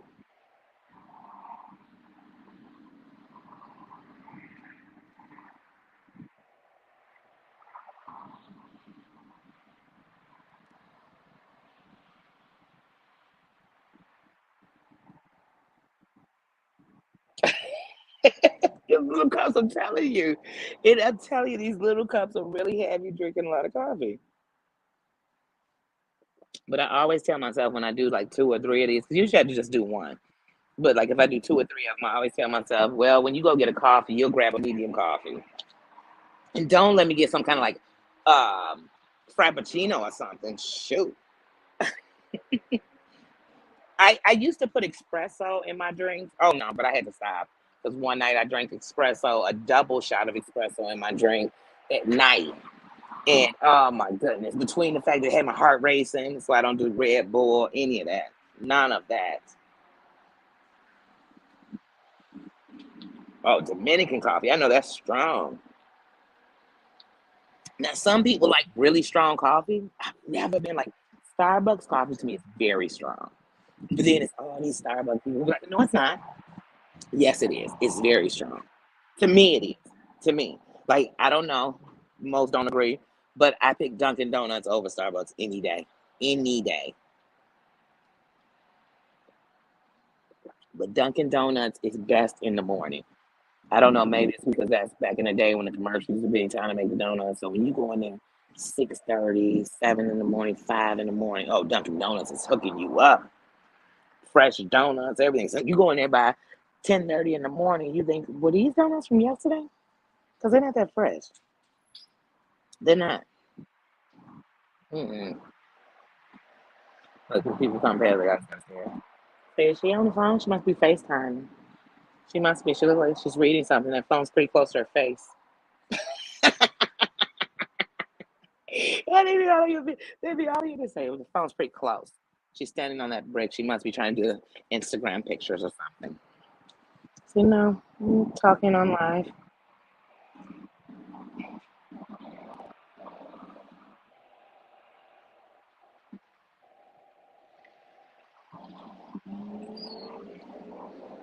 Willow, you gonna come on Bible's Live?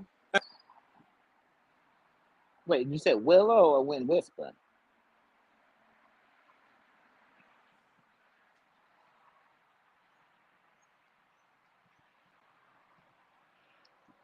Oh, see, you're right. It is location. Who was that I was talking to? It was Susan. We were talking about different restaurants yesterday. How churches where she is really good, but Popeyes isn't.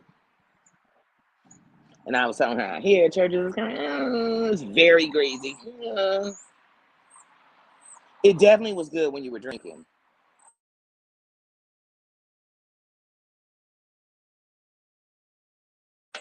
I keep pushing the mic. I'm sorry, guys.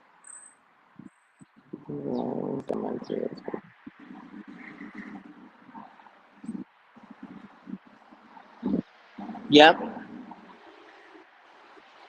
Yeah, like I said, some people like I know some people who drink straight black coffee, and I'm like, I could never do it. Never, ever. Even if I needed to wake up, like I couldn't do it. I just couldn't do it.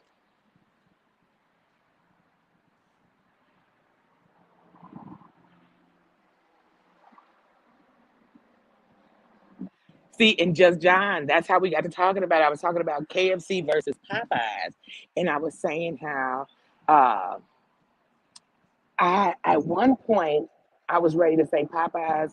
I mean, KFC had a better biscuit. I always thought KFC had better sides, because with red beans and rice, it's like hit or miss. I know when I go into a Popeyes, I have to tell them, give me more beans than rice. You know what I mean? And I don't want to just be a gravy pile of rice and like a bean in there or two. The mashed potatoes are great when they're fresh. When they are fresh and hot, oh, the mashed potatoes are off the chain at Popeyes. Their dirty rice, please. I could make a better Zata Ranch box. Uh, yeah, but KFC has the good mashed potatoes to me. For some people like Popeyes more. I love KFC's mashed potatoes a lot. What else? Why does your coffee cool down so fast? Feels like I just put this in this cup and it's so cool. Um, but yeah, KFC. Their macaroni and cheese is kind of boxy, but KFC's biscuit tastes more like a homemade from scratch biscuit to me.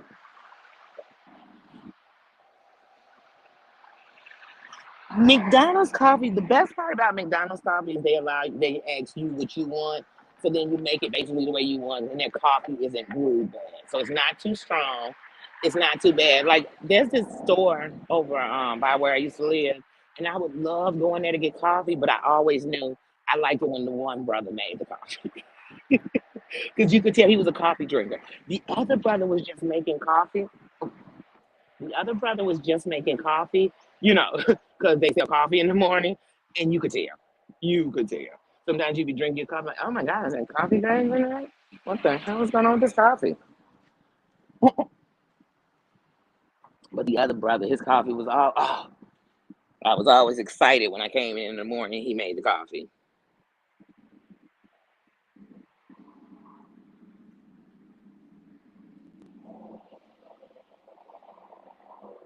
Condensed milk. You know what's funny? At first, I did not like creamers, and I definitely didn't like flavored creamers. Like my sister, you know, in the pumpkin season, she has to have pumpkin spice.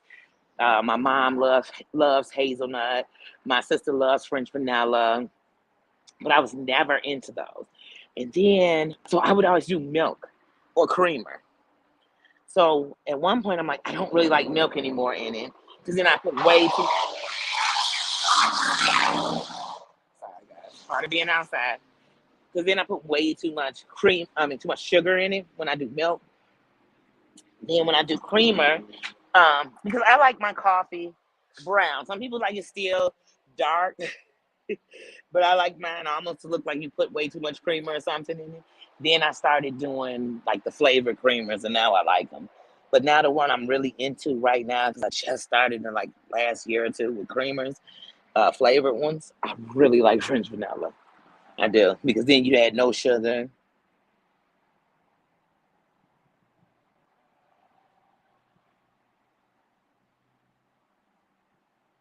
Asian coffee? No, I haven't. Now, I don't know what you call it. My cousin, he loves to have tea with milk. Is that called chai? Is that chai tea?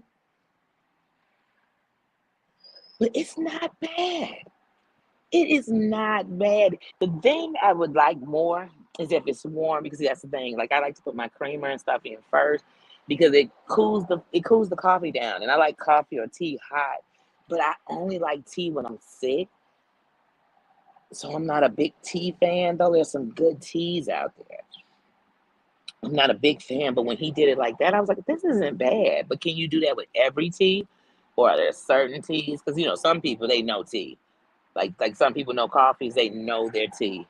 They know which tea is for calming, which tea helps you go to sleep, which tea is to relax. They know like teas have different properties.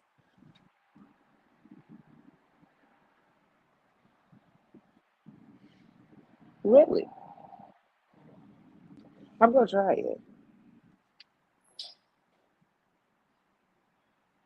Yeah, I love tea when I'm sick. When I'm sick or hoarse or anything that had to do with your throat or your nasal passages, I love tea. For a long time, and even right now, that's how I am with ginger ale. Like if I drink ginger ale, my stomach is bothering me. Um, I drink ginger ale like that. So for me, when I drink ginger ale regularly, I'm like, oh, it just reminds me of being sick. It's always so funny to me how many people will come out here to sit out here. But when I first come out, I feel like no one's out here, and then I'll come out and different people will come, and they'll just sit across from where you're at. But I was like, it's not my space. It's not like they came into my backyard. It's like, hey, I'm sitting all in your backyard.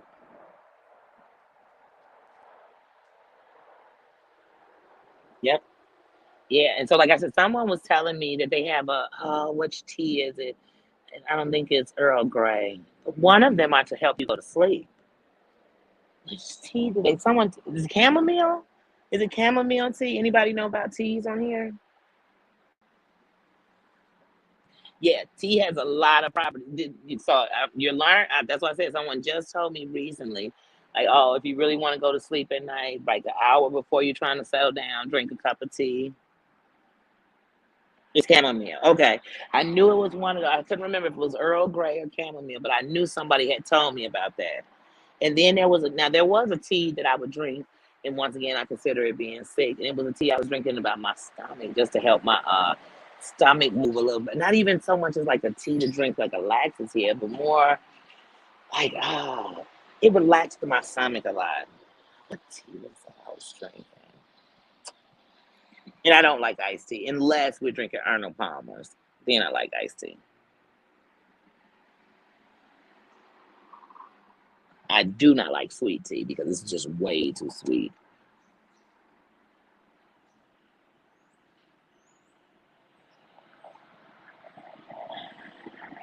It might have been ginger because I've learned in the last maybe like 4 years the properties ginger has. Like get it actual ginger, ginger roots, and boil it ginger with lemon and honey and organic lemons and ginger.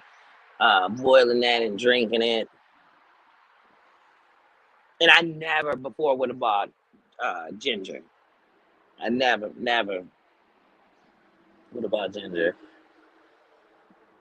And definitely not um, fresh real ginger. I never would have thought to buy that. But yeah, it probably was ginger tea. But I was drinking that probably 2, 3 nights a week. Just because sometimes my stomach acts as if it's still asleep. So I can eat, and sometimes when my stomach is doing bad, and I'm thankful I haven't had really any times like this in the last maybe about 8 months. But sometimes you'll eat a couple of days and it'll literally feel like my food is in my throat, like it's not digesting fast enough, it's not breaking down.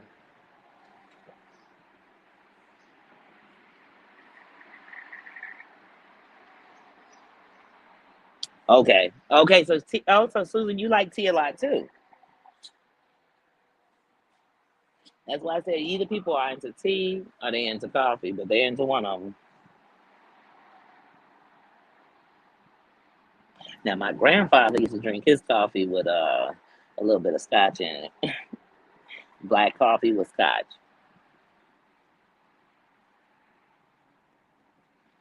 Well, I can't say it was scotch, but I definitely know it was whiskey.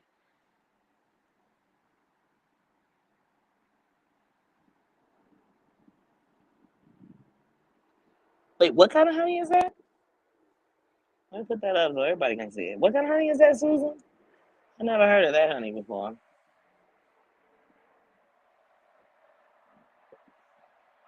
So my daughter had got me a couple of years ago Keurig to make a personal cup of coffee, and I tell her I don't drink coffee. I drink coffee every morning, but it's in my routine to just go get me a cup of coffee on my way to work. So that's part of my routine.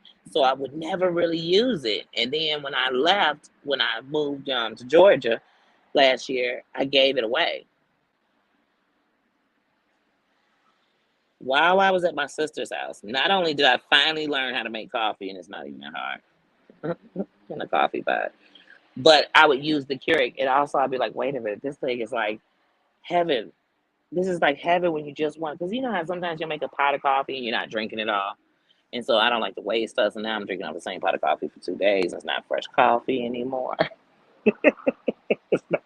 But that is just perfect because it gives you that one cup, just enough.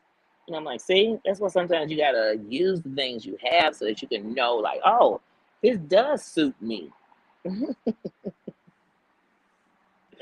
Just give me a nice little coffee cup so that I can get my coffee and go.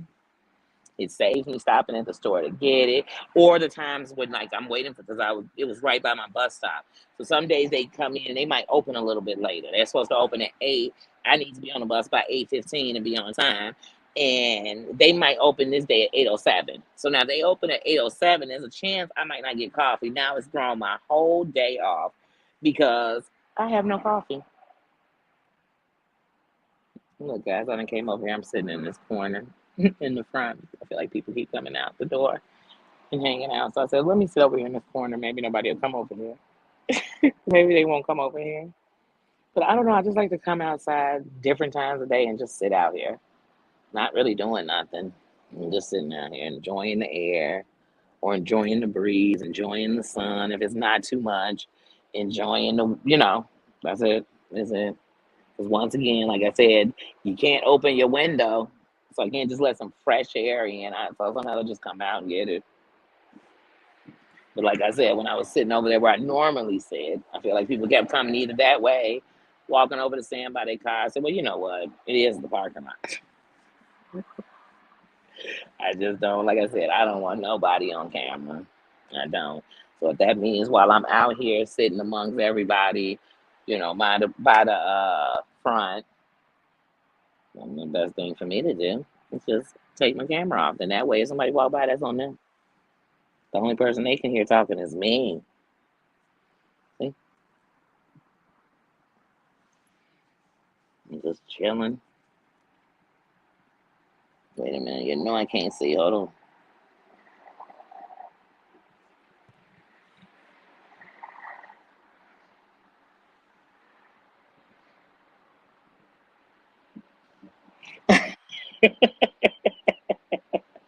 I'm telling you, but then it'll hit me. I'm telling you, oh, the coffee will get to you. Because it'll do one of three things to me. It will fill me up where I'm thinking, oh, I'm not even thinking about food, and out of nowhere, a couple of hours later, I go from not thinking about food to starving. Or it will. I mean, coffee can give you the poops. I mean, it can be a definite laxative too. It just it's but like I told you, I don't like to. Well, not that I don't like to. I just for some reason I can't eat when I first get up, and even if I do, I'm forcing myself to. And it usually makes my stomach hurt. And so it just aggravates me. So I have to wait until my stomach is ready to eat. And but I can drink a cup of coffee, and so that also helps me too, so that my sugar doesn't drop quicker. But because it's so much sugar, it seems that when it drops, it's ugh.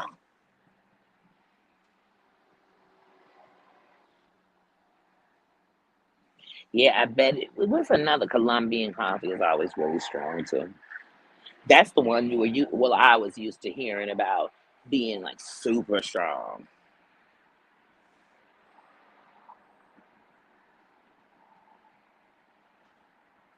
But like I said, some people love that strong coffee. They really do. Some people need that espresso. It's their charge. I once upon a time I used to drink a lot of Red Bull. Like I would drink it when I was tired because I have insomnia and you keep going for days and sometimes I just had to boost myself up. I would drink it with like liquor. So I would go to a bar and as I'm getting shots, I'm taking sips of the Red Bull. You know, went through two, three of them while you're taking shots and water. So I'm just drinking these Red Bulls. But then one day we went out and we were just kicking it and had a few shots of Hennessy, a couple of Remy, and a couple of Red Bull. My heart was racing like it was about to jump out of my chest. And I remember being so scared, like, I have no idea. It's all that sugar. It's all that sugar, that caffeine, and the liquor turns to sugar. I felt so terrible that was like 2005. No, that might have been about 2008, 2008, 2009. I have not touched one of those energy drinks in any form. Not to wake myself up, not mm-mm. All it took was that one day of my heart racing out of my chest. That oh no, I was done, done, dada, done. Just like oh no, not for me. It's not for Danny.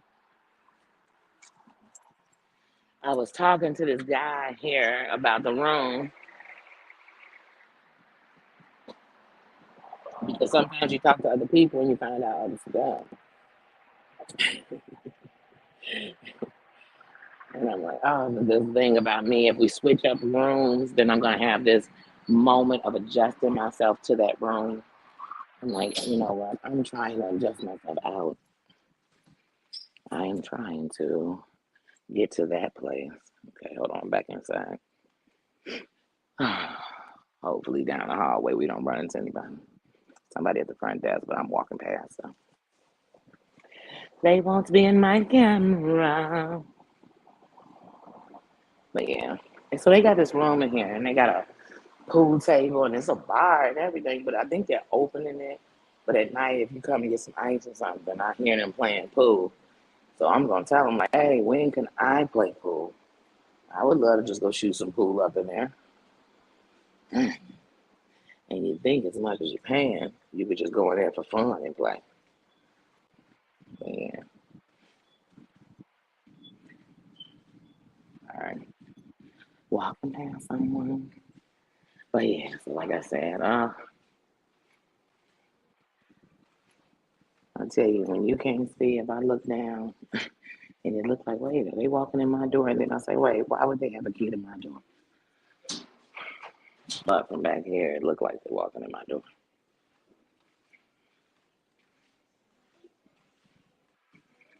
I guess today housekeeping starting later, because usually they out by this time.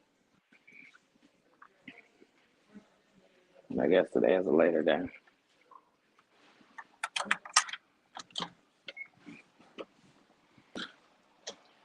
But I tell you one thing, when I went to go at 3 in the morning, I always have Nino in his muzzle, whatever, on his leash. And so at 3 in the morning, when I went to take him out, we getting ready to walk out the door. It was these people in the hallway, and I guess they were coming from getting like some McDonald's at 3 in the morning. Man, they just leaped when he went to come out. So they got excited, which got him excited, and they just took off running. I was like, "Hey, you don't have to run. He's on a leash. He has on a muzzle." And they're like, "You sure?" I'm like, "Oh, I'm positive." I was like, "You scared him. He scared you. You know what I mean?" But you should. I mean, they took off, and I thought, man, if this dog wasn't on a leash, dogs chase. They chase people, so they might think you playing. Hey, Tina. Oh yeah. Oh, Tina. Tina, and this is the bad part. Like you go to bars, everybody was doing. Look, everybody was doing it, and I'm like, am I the only one who got sick like this? Like, I mean, this doesn't sound like a good. But I know people who literally would take shots, like, and pour a shot of Red Bull into the shot. The shot. I would at least take the shot. I mean, it's the same. They would take a shot, take a sip, take a shot, take a sip. Yeah, and it definitely when it hit me, I said, "Oh, you don't have to worry. I'll never touch it again. Never." I get on people if I catch them drinking a Monster drink. Oh no, all that sugar.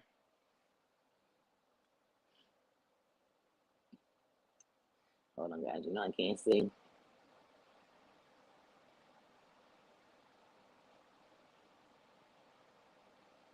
Hmm. I've never had a Vietnamese coffee either. See, that's what I'm saying. Like, I just want to try different things. Like, I don't like wine. Once again, too much sugar. I don't like wine, but I really want to go to a winery one day, or like to one of those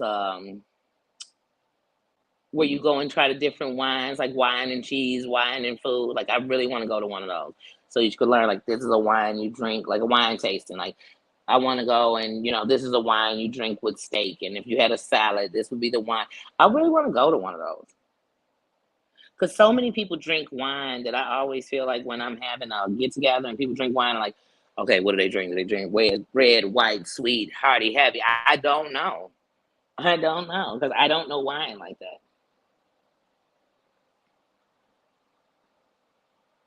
Yeah, my friend drinks is that red wine because she has low is it low she has a low blood pressure. Is it her blood pressure is low or low iron count? It's something but with health and she's supposed to drink like a glass of red wine a day. And she doesn't like wine, but she drinks it for that. Can't remember.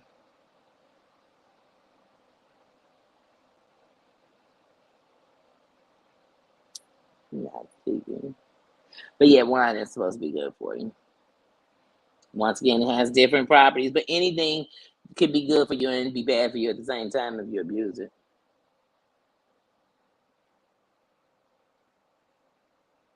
Okay, it's red wine is good for your heart, but I know there's something, a reason why she drinks her red wine, and she doesn't even drink like a whole glass of it. She drinks like a, you know,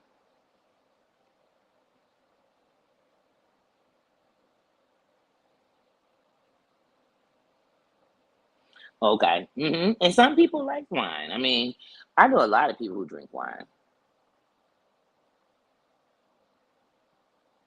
And it's so funny because when I was young, I thought only winos drink wine. Didn't even know. And I thought wine was like Thunderport, White Port, the Thunderbird, White Port, you know, yeah. Yeah.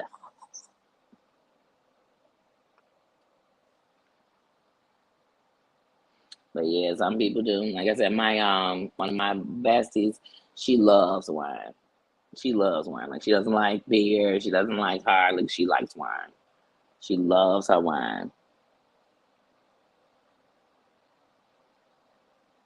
Like I said, I know some people that love wine so much they got the little wine things that you can take out with you and they're drinking wine. You know, there's not water in that thing. There's wine.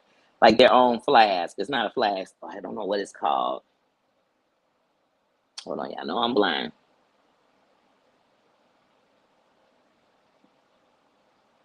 Yes. Yes, I'm telling you, Tina. After that, I be on everybody about them energy drinks all the time. Even my brother, he's a painter, and my god brother, he's a painter, and he drinks them whenever he's doing like a whole house or something. He drinking out some. Those are so not good for you. Those are not good for you.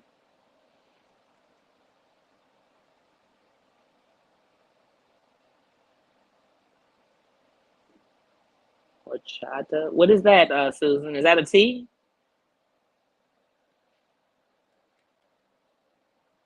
I don't even know what that is. Like if I'm gonna drink a liquor, like I like beer, and it took a while because at first I was like, "Oh, beer is disgusting" when I was younger. And then I just beer. I don't drink beer to get drunk. I don't. No. I like beer. So I'm one of those people. I'm a beer liking girl. Like I'll go to to a beer fest. You know what I mean, and taste different beers. But then I'm always gonna end up to the one I like. But I like beers. But if I was to drink liquor, it would be hard liquor, and it would most likely be like a Patron. That's my favorite tequila. But then on the dark side, it would be a cognac. But I'm gonna take a couple of shots and be done. Like literally, that's what I'm gonna do.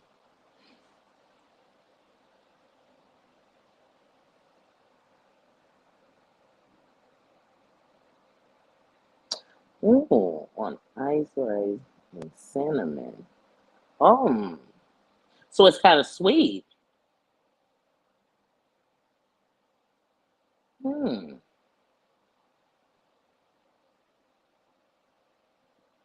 Cinnamon is one of those things that when you put a cinnamon flavor in something, it just gives me holiday vibes. So, like when I was talking earlier about my sister liking pumpkin spice, it gives me like that kind of vibe when I think of cinnamon. I love cinnamon buns. I love coffee cake. Oh my goodness, I love coffee cake. Like a nice coffee cake or Danish with a hot cup of coffee. I love that. Oh, ho, ho. That gets me. When Whispers is asking Susan, what is ice rice?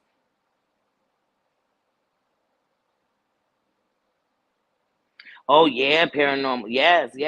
Too much sugar. It's way too much.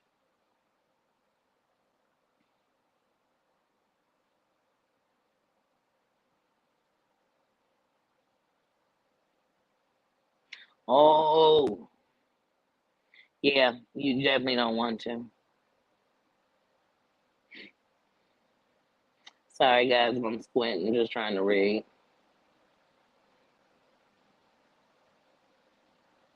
Yeah, you cannot drink it. It's way too much sugar. It's way too much. When I was young, so people used to take oh, what were these pills called? They weren't called energy pills, but that's basically what they were. It was a lot of caffeine. It was a lot of, and so they sold them at the gas station. And like when I was young, people was like, "Oh, I done took one of those," and they like call them like giggle pills, power pills. I can't remember exactly what they were called, what their real name was. And so I knew people that would take those and drink. I knew people would take those and smoke. You'd be like, "What the hell are we chasing?" They'd be like, "Oh, so you won't get sleepy, you won't get tired." Oh no, what we're gonna do is we're gonna go really up and crash. So even when people drink those energy drinks, yeah, they get you up, then you crash.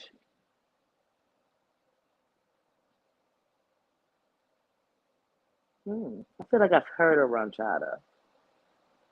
Is that something like you'll mix with a drink, rum chata?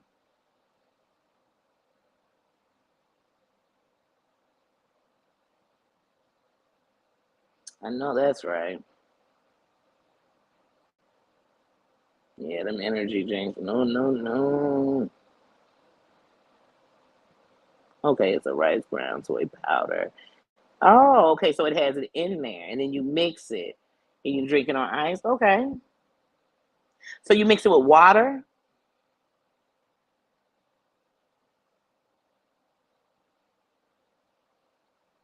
So do you mix it with water? Look at us, we're all in it. Like Susan, what do you do? How do you do it? Do you heat it up? Do you heat it like coffee? Do you drink it? Oh, you said on ice, so it's a cold drink. Okay. I'm like, I feel like I've heard of ranchada. So it's like a rice pudding then. Okay. You mix it with water. Okay. Sounds good, Susan. Yeah, some things you hear about, you're like, I gotta try that. I just gotta see what's to it. I really, you're like, oh, so when you drink it, does it remind you of like a coffee? Is it like drinking a protein shake? Is it, you want to get all in it?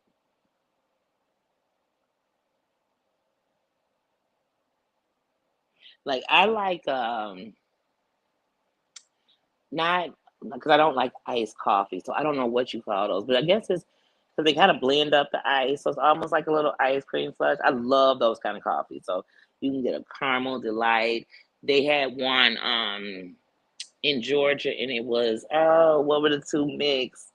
They put whipped cream on it. Oh my goodness, they had a Oreo flavor one. Oh, so good.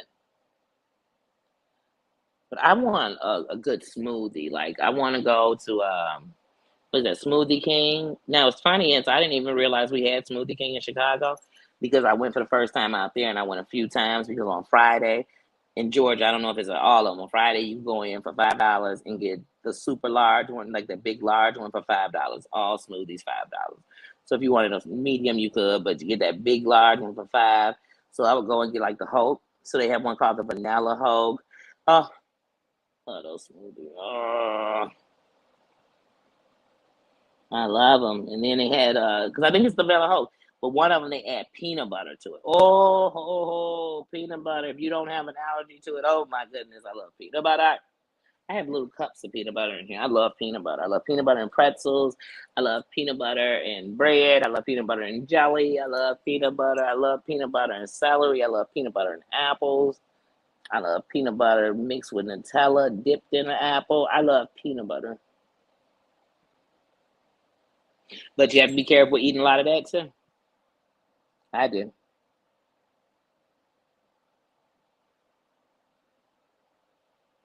Ooh, okay. Love to the Greeks.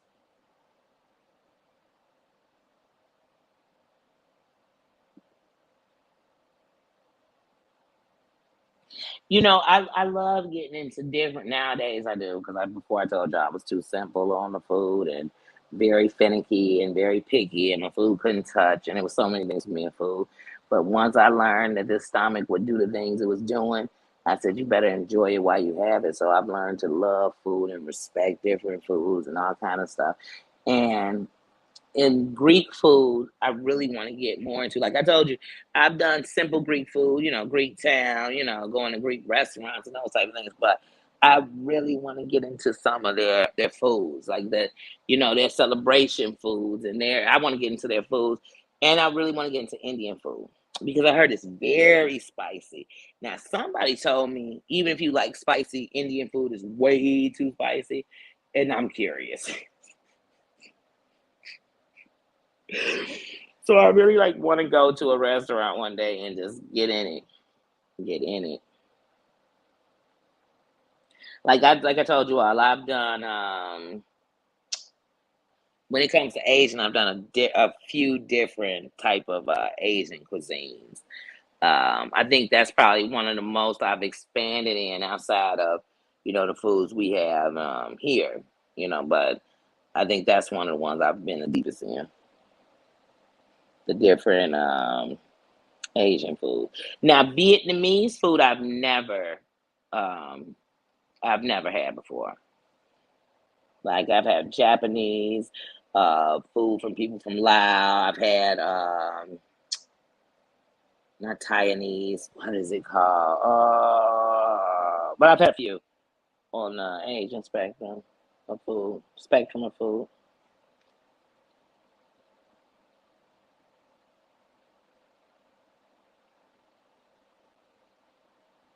Mm. Oh, whoa, that means it's strong. Oh, I couldn't do Greek coffee either. No, thank you. Stuffed grape leaves. Never had a grape leaf before, but I know what it is. Oh, Paranormal likes the Greek coffee. Okay. See, Paranormal, I see you like that strong coffee.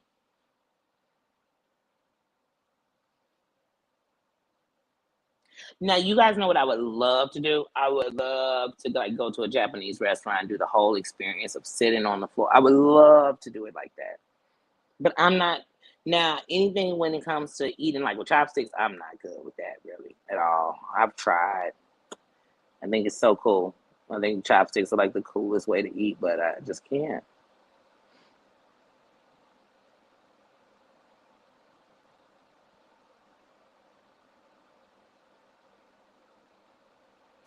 Oh, and I know he loved that. That's probably something he grew up on. I know he was happy. The kids, like that's one of the things I do love is that with my grown kids, I'll bring up something. It could be the simplest thing you made, but like how that just reminds them of being a kid or home or family or dinner. And I'm like, oh, we're making it. You don't like spicy? Oh no. Hey, Marianne, still running my mouth. Now you know we talking about food, so now you know I'm in a happier place. Yeah, yeah. When you get to certain work, yeah, yeah. Yeah, yeah. Never been a chitlin girl. Don't do tongue, and it's not even organs. I don't do tongue. I do eat liver. That's why I can't say organs. So I do eat liver. Not all the time. I probably haven't had it in a couple of years, but I do eat it. Yeah, that's why I really want that experience. So there's everybody hasn't been, or you probably have heard of like hibachi grills. Well, out here they have one that'll come to your crib and you don't have to even be having a big party. So I'm really, really, really, really, really, really, really thinking about as soon as I get a place, I'm gonna have one come and cook for me. And hibachi it up for myself. I might have my buddy come over or something. I might do two or three. Mm. Now what is that, Wind Whispers? Let us know.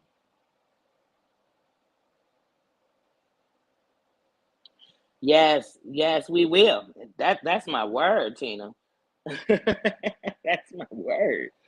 Like I said, I'm not everybody else. I'm gonna do me. And one of the things I've learned is breaking bread is a real thing, and it shows somebody just really who you are. I don't need to do it for clicks and views. I will reach out when I'm in your town. I will meet you for lunch or dinner. I will.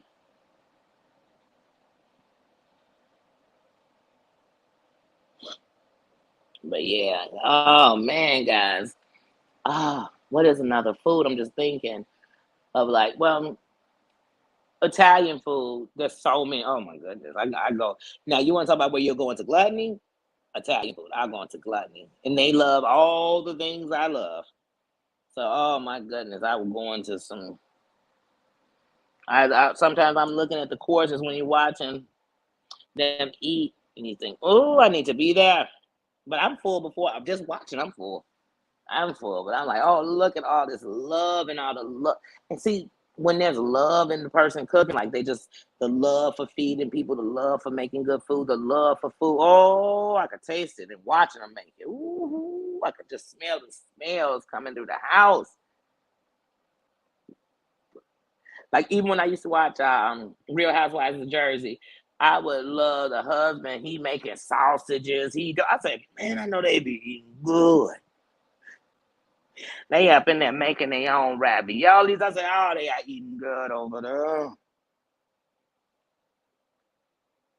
Yes, some real Italian. Yes, yes, yes.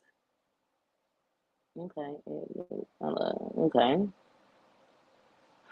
Oh, eggnog. So it's like oh, see, I'm not into sweet drinks, but we had one like called Cash's Cream, and I think that was like Erkenjerk and like E&J and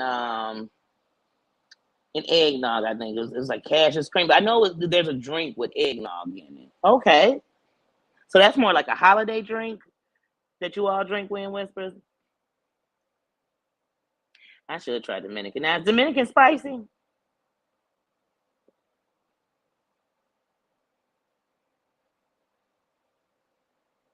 Like my sister said when she went to Puerto Rico, they were really into the pig.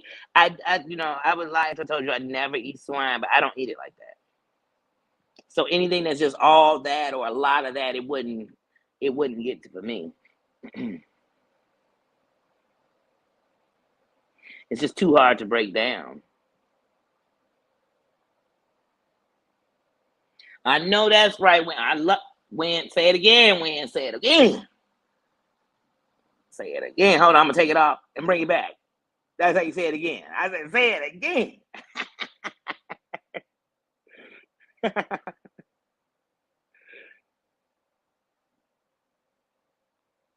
Good. There you go. You said it too. You got to double take it with somebody said. That's the truth. I love to eat, and I love to eat, and I love to eat things with taste and flavor and open up my palate.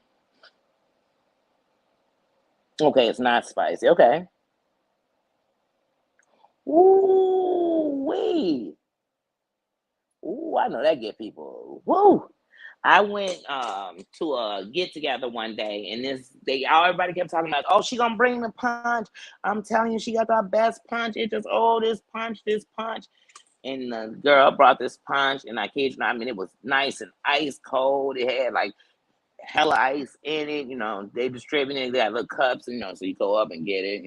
So it come out. And so I'm like, oh yeah, I don't really like sweet stuff. It's a taste. I mean, it's just gonna taste. It's so good. And she put real fruit in it. It's so good. And they like she soaked the fruit and then she keep the fruit on the side. So like people would get in the cup and then putting the fruit into their cup. And like, oh, and the fruit will get you tipsy too, because the fruit soaked in the liquor for 24 hours. I mean, this whole remedy, like she was making hooch. I took one sip of that stuff and I said, oh, I see why people getting drunk. It tastes like we just drinking some drink for like a barbecue. It just really gave me like a barbecue kickback, and that's what we were at. Was at a barbecue. Like it just gave me that calm. But I knew, don't you keep drinking this, because one, that sugar gonna kick in. It's pineapples up in here. And anybody, like when people speak about diabetes or sugar issues, you'll learn that even some of those natural fruits, like pineapple, they're still too sweet. So it's like, oh, is that cherries? Ooh, and I'm talking about not even real cherries. Like, oh, this gonna be sweet, but it was delicious. And then even the fruit was like eating a fruit cocktail. Like you really couldn't taste the liquor, but then there'd be some pieces that you bit into, and you're like, oh, it's like it absorbed all the liquor in here. And so it got you nice and tipsy. And I knew people who used to make a punch with 151, and they would make it called fruit cocktail. And they would make that, and like I said, once again, so I'm just gonna sneak all up. No, no, no, no, no, no, no, no. Then that sugar gonna have me all dehydrated the next morning.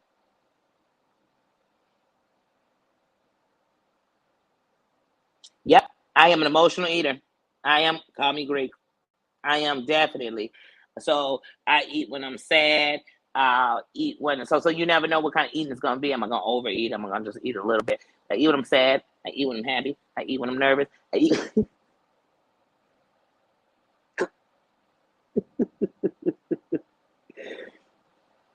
hmm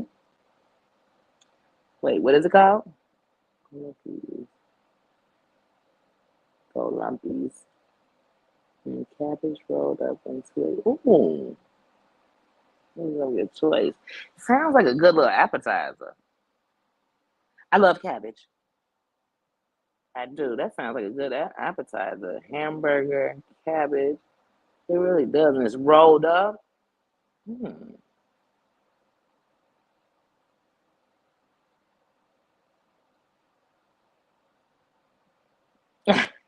So they know how to party. I know that's right. I love anyone that's having a good celebration. I'm like, wait, are these Greeks throwing glasses on the ground and they are having fun and they're dancing and they're going around and they taking a drink? I'm with them. I'm partying. I am partying with you. Even when I look at bar mitzvahs and stuff, I said, and they having a good time.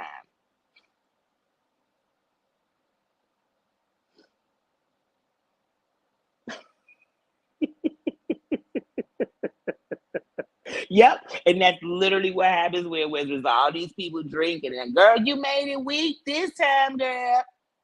Then it's somebody barfing, somebody talking about they staying the night.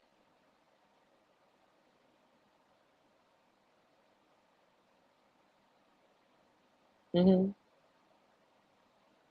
Oh, okay. So you know about that. Oh, you do too, Susan. Yep, because it's go. I have learned when I was young, you drank fast, so you could say like, "Look, I had 7 cups and I still walked home. I drank 19 shots. I did this, I did that." But I learned, baby, them real drinkers sip slow. I'm chilling back with you, and you laughing because you on cup number 4, and I'm still on my second cup. But the difference between me and you is I took my time. Then I got a little tipsy, and I had to take a break, and I ate something. So I could, you know what I mean? I was drinking water. I was keeping hydrated. We not the same drinker. Oh, that sounds good. I'm telling you, that rolled up. I just started thinking of it like the size of an egg roll and, dipping it into something and being a little spicy. And I just got excited, Marianne.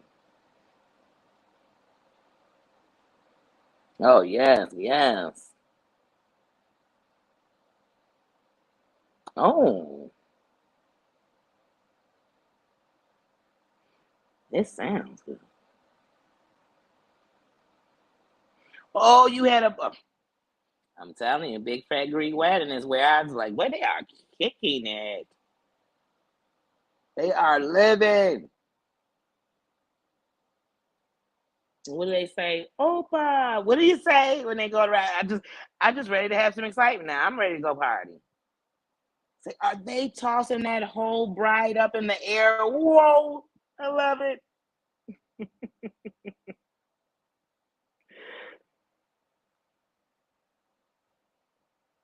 Okay. A French meat pie. I just learned the other day that what I was calling shepherd's pie is not shepherd's pie.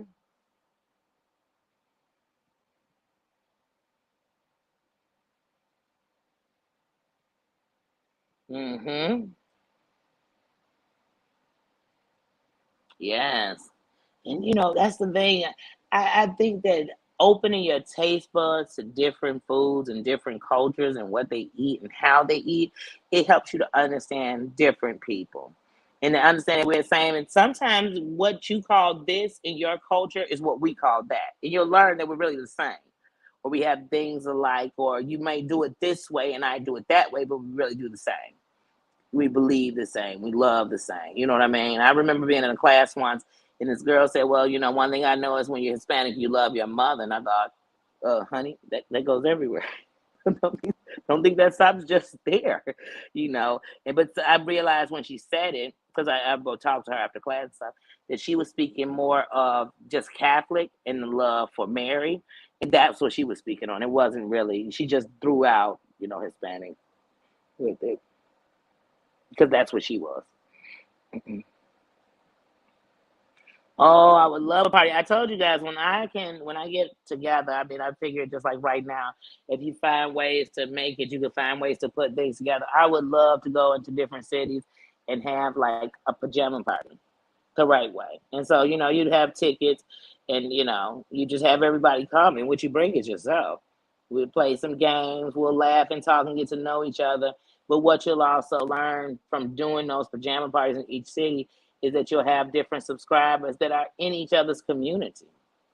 And maybe they can become friends or help each other out or teach, be able to inform each other about things they need to know out there in their community. You never know, but it's how you bring people together. You'll be surprised how many times you'll find out that you're sitting here on a chat and these people live right by you or in your same city or town.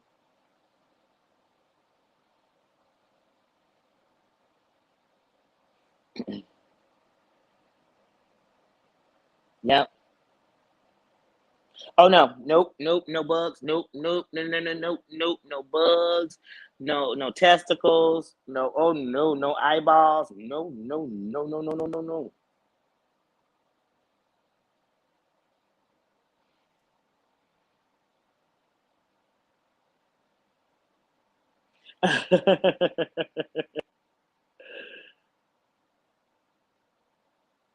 Yes. And some people, you believe it or not, have never been to a pajama party. Just like some people have never been to prom. And some people have never been to a lot of things. And the kid in them is dying for that moment or that feeling. And so I figure a fun little pajama party where the only requirements is you bring your own sleeping bag, you bring your own pillow, and you must have pajamas. You know, you must have pajamas. And then just have a sleep, like a sleeping party. Have foods and snacks, have a projector and like a movies if we want to watch them. And we'll vote on the movie picks. You know what I mean? So you put a bunch of movies in the vote and then we'll decide together. So it's not like, oh, we're just watching Danny's movie. Yes, her fave. And we'll take some pictures and have some fun and make some little videos of our night, have some good discussions, lead to maybe some tear jerkers, some good laughs, but build a sisterhood. And in my sister, I got to know that she may not be everything I am, but she can count on me. In my sister, she know that one thing I know is we are battling some of the same battles. And I got you. I understand you. I hear you. I see you, sis. Look, I see you, sis. Wait, what are we at? Oh, crickets. Oh, yuck. Yuckity, yuck, yuck. No, I'm not doing crickets, water bugs. Opa.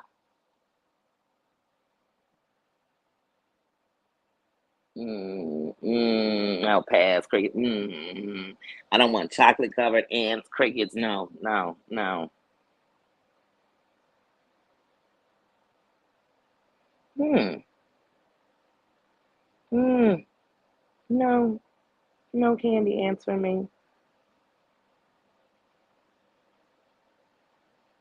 Flaming cheese. So is that kind of like nacho cheese? Or is it hot?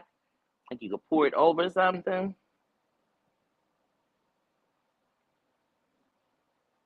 I love cheese. And I always think I love cheese, and there's so many cheeses I have not tasted. But yeah, like I said, so I don't know. I just want to do different things. I want to put together where I come into towns, and I might come into your town, and you got a Universal Studios. I do a package, call it a fun day package, and it's all adult fun. You know what I mean? I want to go and rent out one of the places where you can do play the games. Big size checkers, tic tac toe, adult games. But I'm literally gonna come city to city, and I'm gonna host events. And most of them there will be a service charge, but trust me, it'll be cheap. It won't be what covered the event. You know what I mean? It'll just be how you do it and making, and having tickets, and because it have limited space. It will, and the only way to do that is it's a first come first serve basis. Because otherwise, then it's like you're selectively picking people. But honestly, in any event I have, it'll always be where we're giving out some where these are passes that we just give out. It might be a first person in the chat that day, they automatically got tickets. It might be it's your birthday today and you got tickets. You know what I mean? But definitely, so in the give back, I just feel like the best give back is giving people the love, a good time, a good laugh.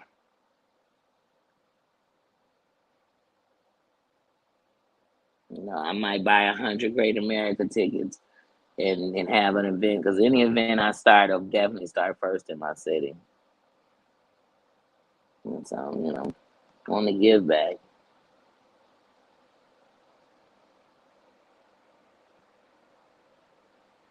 Yeah, I like cheese. But once again, cheese can block you and bag you up eating too much of it. Ugh.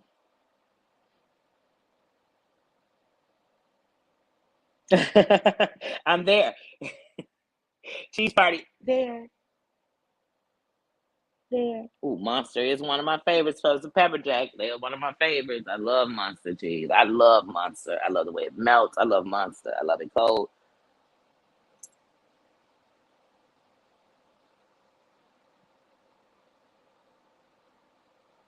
Mm. Oh, wow. So the dress pinned up into another one, or it came apart and made it into like another dress, or you completely switched dresses. Wow.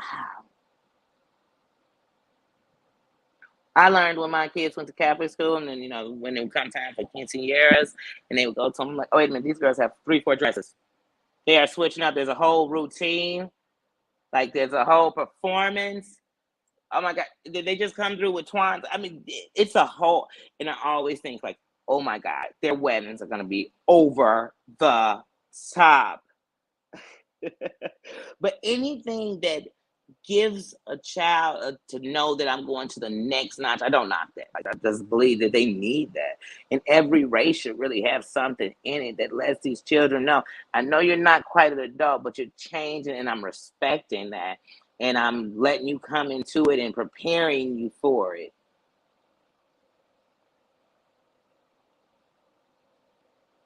Slumber party! Yes. Yes. And I want, if you do nails, come up in there and do nails. If you do makeup, we're going to do some makeup in there. If you got tips on whatever, we're going to give it to each other. We're going to empower each other. So when you leave, every time somebody says, I can't trust a woman, you think, I used to think that too. But we ain't all the same. That's all you know. Hey, yeah, some bad ones out here, but we ain't all the same.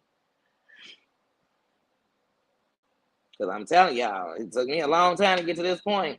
I would have had a slumber party with 80 dudes and wouldn't have cared if everybody said I was sleeping with all 80 of them. Because I would have known at least we were having fun. We weren't even sleeping together. We were just having fun. We were being ourselves.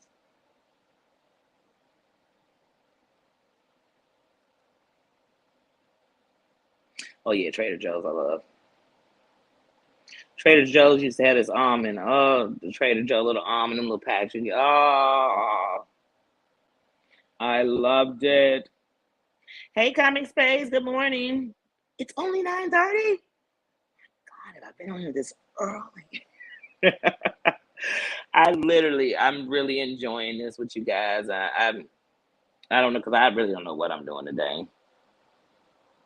I was gonna go to my buddy's house for Sunday dinner, but I'm trying to see if she's doing that today. I'm just gonna have to find out.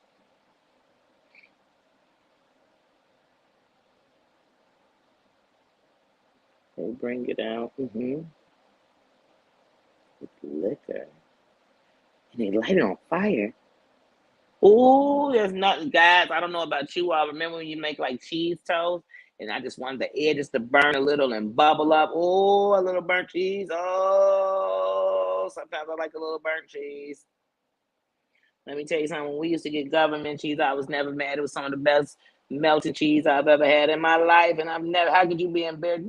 Let's show you society. People was embarrassed because we didn't have a way to eat, or we had lower funds where we couldn't afford to get whatever it was. And there was food being given to us that we enjoyed. Don't be ashamed, be blessed. Don't cut off your nose to spite your face.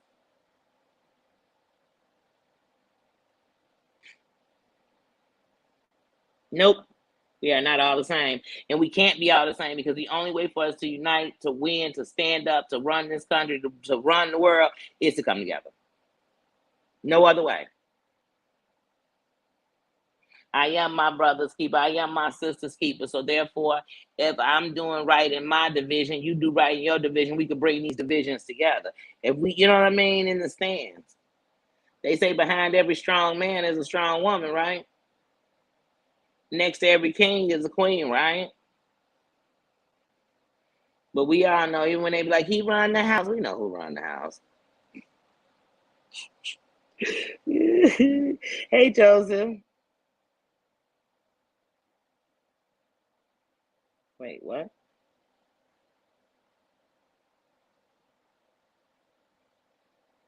What is that? Is that a show? If you want to see Black Baby Dance, drop your link. What?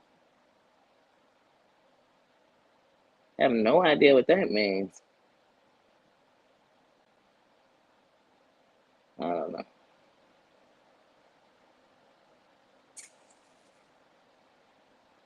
Oh, it could be pinned up. Okay. Oh, wow. Okay.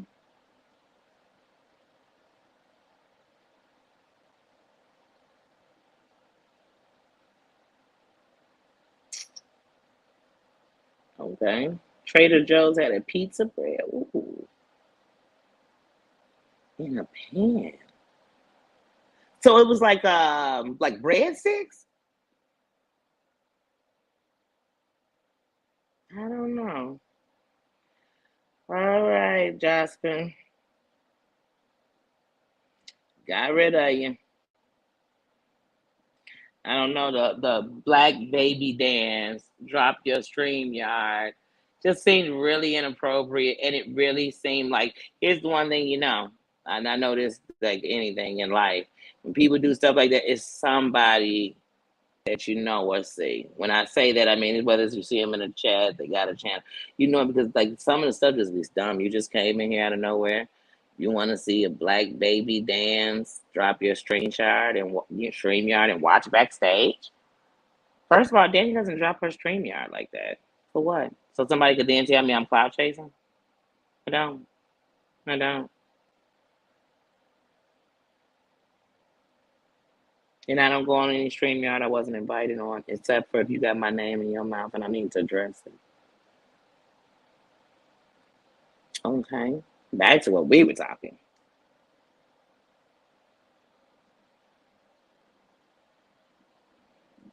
That was pure cheese. You know what? I saw it. I had popped it on the screen, and you know how you reading something, and you go back, and I had to reread it. And when I reread it, I said to myself, "Wait a minute. You want to see a Black Baby Dance? I don't want to see you tell me you're doing anything with a baby, let alone a black baby. This is not a baby dancing channel." So that kind of rubbed me the wrong way. Then drop your StreamYard link for what? What am I dropping it for? I mean, what am I dropping? I'm just dropping it to drop it, and then I could watch you backstage. So I'm gonna drop my link to watch you backstage. How about you just tell me if you got a channel, and I just go watch your channel? I can watch you dance all night. But that just was, what? And maybe it meant nothing. Maybe he was a Black Baby Dancer. I don't know. I don't care if he was black, green, blue, purple, or orange. I don't know. I'm not gonna come on here and say, "I want to see some white people dance." What? You want to see some people dance or what? Well, I mean, that's what I'd ask you. What? Yeah, it seemed a little weird.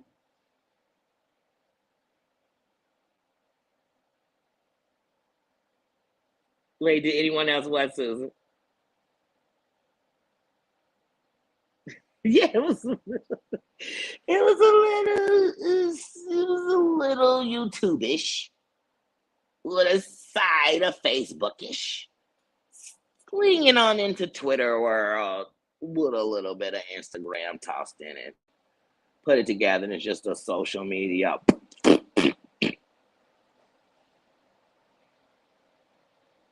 Yeah, they come and go. This the internet. You can have millions of people and not think they don't exist. They do. They do. But you better know when your channel is as small as mine is, when it's doing that, it's people who are coming from areas you be in. I don't even care to find out who it is because I don't care that much. Like I tell you, this is a kingdom. This is a palace. This is a place where you come and you wear the crown, and my crown is no better than yours. And you can come up in here and, you royalty when you come up in here. You can come up in here and show your royal ass. You can. You could come all up in here and show you get royally escorted up out of here. You'll get royally escorted up out of here. Because, see, if we feed it, then it keeps going. We keep talking about it. I'm getting alive to talk about what you did, and it'll be everywhere. I'm going to pass. I'm tired of giving energy to stuff that ain't. Yeah.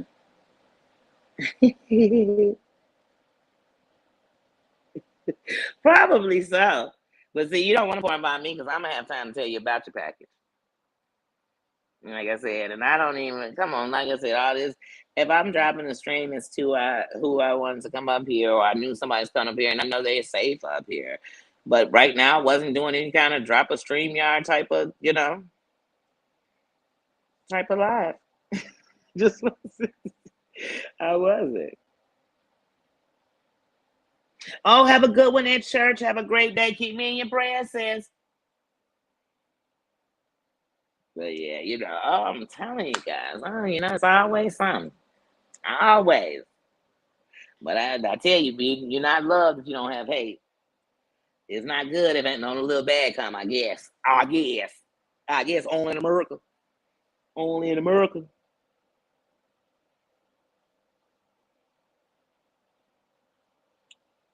Yeah, like I said. So people gonna come, they gonna show it. There go my royal ass. And like I tell you, when you get it together, come on back. Because we love to have you here. Because see, we made up of people who really done did it, really been wrong, really been out there, really been on whatever it was, we really been that. You understand? So we'll take you up in here. But our days of starting shit, finishing shit, being in the shit, days of that's over. You want that, trust me, it's 8,700,000, 56 motherfucking channels you can go to and do all that on. There's a channel right now getting ready to prep a live somewhere on YouTube that's going to be filled with nothing but drama, schmut, and trash. Get on up over there. Have fun. That's what I love about YouTube. It's a place for everybody. Go have fun. Go have fun. And if I come to your neighborhood to spectate, I ain't even going to get up in there and disrespect nobody. Have fun. Don't let me stop you. Sunday. Be free. Be free.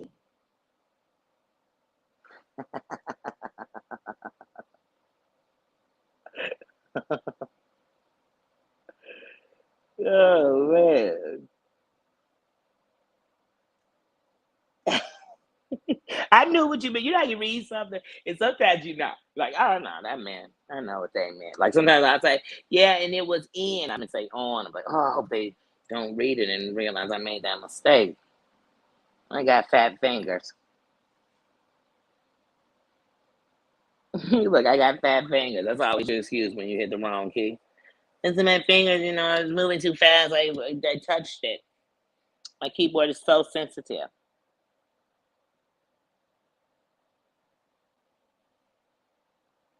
Yeah, I'll pass too. But I'm just telling you, but if somebody wanted there is a lane, there is a channel. Matter of fact, there's a network of them right over. Just you want to make a right on Schmut Street. Take a left when you see the sign that says "We ain't on shit." Go 2 blocks down, and that's the neighborhood you want to be looking for over here on YouTube. You better know how to get people there. I done been around. I say, wait a minute, hold on. You're in the wrong side of town. That's the north side. That's the north side of YouTube. Shit. Bringing that old west side shit over here. Y'all know I ain't on nothing. Y'all already know I'm just talking trashy trash. Laughing. I'm like, wait a minute. I don't know which earphone died, so I'm about to put them both. I'm about to put them both in there.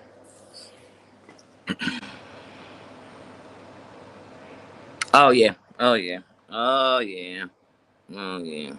The spell check will get you because sometimes it's correct. You're like, no, that I really meant to say ain't. Ain't nobody business. Hey, don't correct me now. And then these kids, they get so used to speaking in these, IMs, these shorter versions, these abbreviations, that they'll send you a text. TTYDPIHHWJ ICP 21.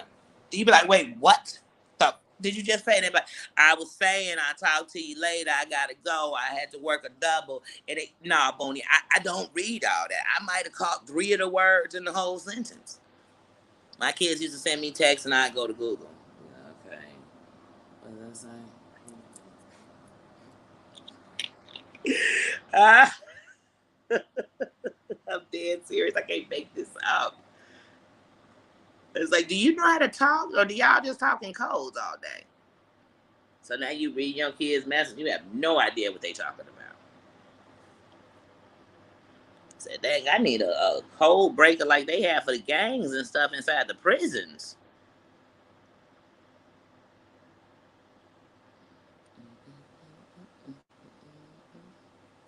I cannot believe it's only 9:41. I feel like it should be about 3, 4, 5 o'clock in the afternoon. It's like there are still some people still asleep.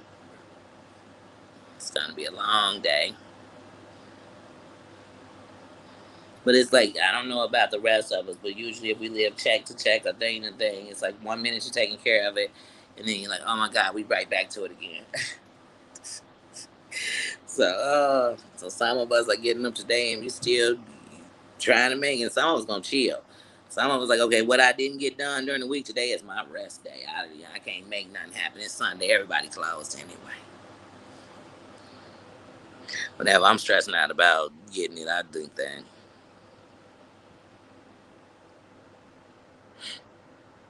Yes. Uh, yeah.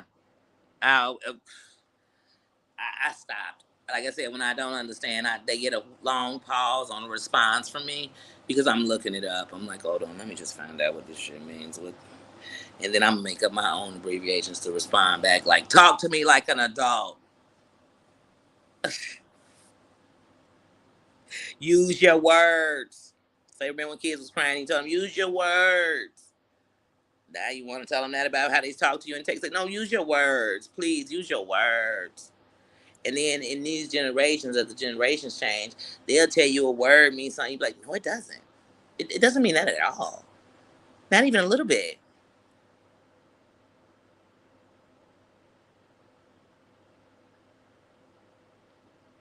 Yeah, I try, Susan. Even me, even if I just go out just to move around a little bit and don't do it, I have to get out. Sometimes you just have to get some new air. You gotta change the scenery. You have to. You have to. You know what? If I'm used to going this way and I never walk that way, well, today I'm gonna try that way and see if it's okay. Now I don't want to go too deep in it because I don't know what's gonna be there and it's new, but I definitely want to go that way. And so I just definitely have to move. So, like I said, I came on here early and said I just wanted to talk, run my mouth a little bit, see how you guys were doing. And that's it. That's it. It's 10:43.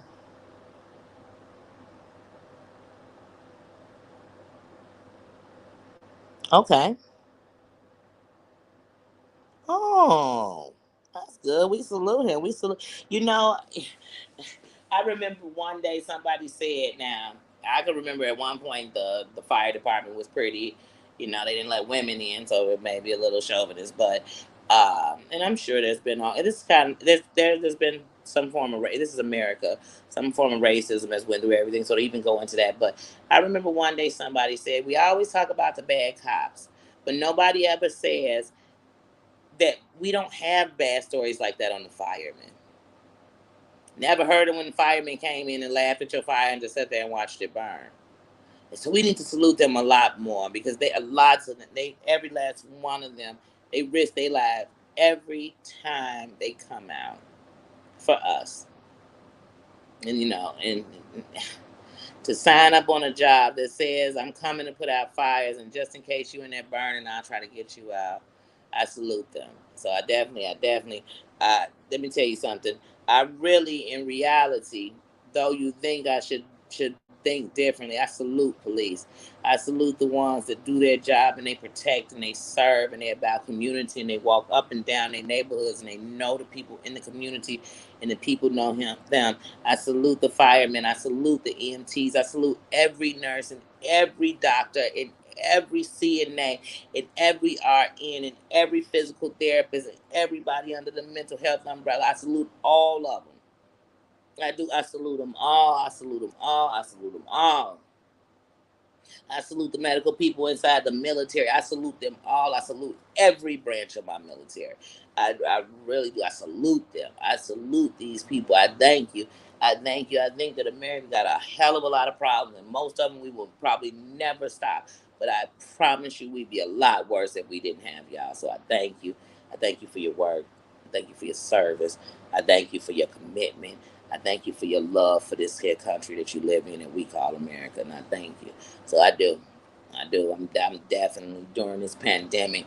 I've watched that front line be the people in the hospital, and that's why right now I'm not playing about none of them. You are our backbone. And when it seemed like even the police weren't doing their job because they didn't want to get out the car, y'all had to do y'all job, and y'all had to care, and y'all had to even be there for us more than you could be there for your families. And I salute you. I salute every last one of you. I salute the janitor working in the hospitals. I salute you. I salute the people driving the paramedics. I salute the ambulance. The paramedics. I salute all of y'all. All of you. I salute every doctor. Oh my goodness, what y'all done through this. I just salute. I salute them. I salute every doctor that cut me open and got out what was in me or helped me out. I salute them all. I do. I do. I had to take that moment and give that because I do. Sometimes we this. I know I stay, Mr. Officer, crooked officer. Why you wanna put me in a car, officer? But then I forget when I'm doing that I don't give any credit to the good ones. To the ones who at a police station are treated like shit because they stand for something different. For the ones who speak up and speak out. To the ones who have lost their life fighting for us or to protect the community in which they serve. I salute you. I'm done talking about the bad ones and missing out on you. Just like on Father's Day, I get tired of talking about the deadbeat daddies and we forget about all them ones that stand up. All them ones that standing up bigger than a woman is right now, whether you believe it or not.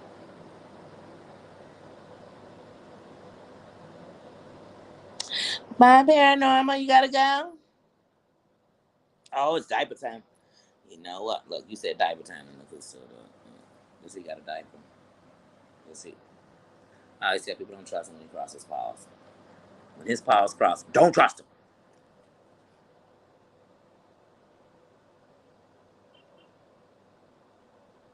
Yeah.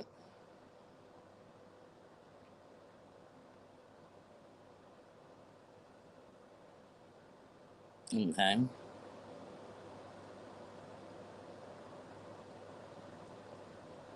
Mm-hmm.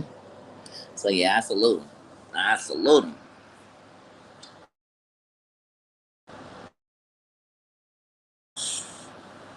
I don't know what I just did. I said I salute him. The thing went down.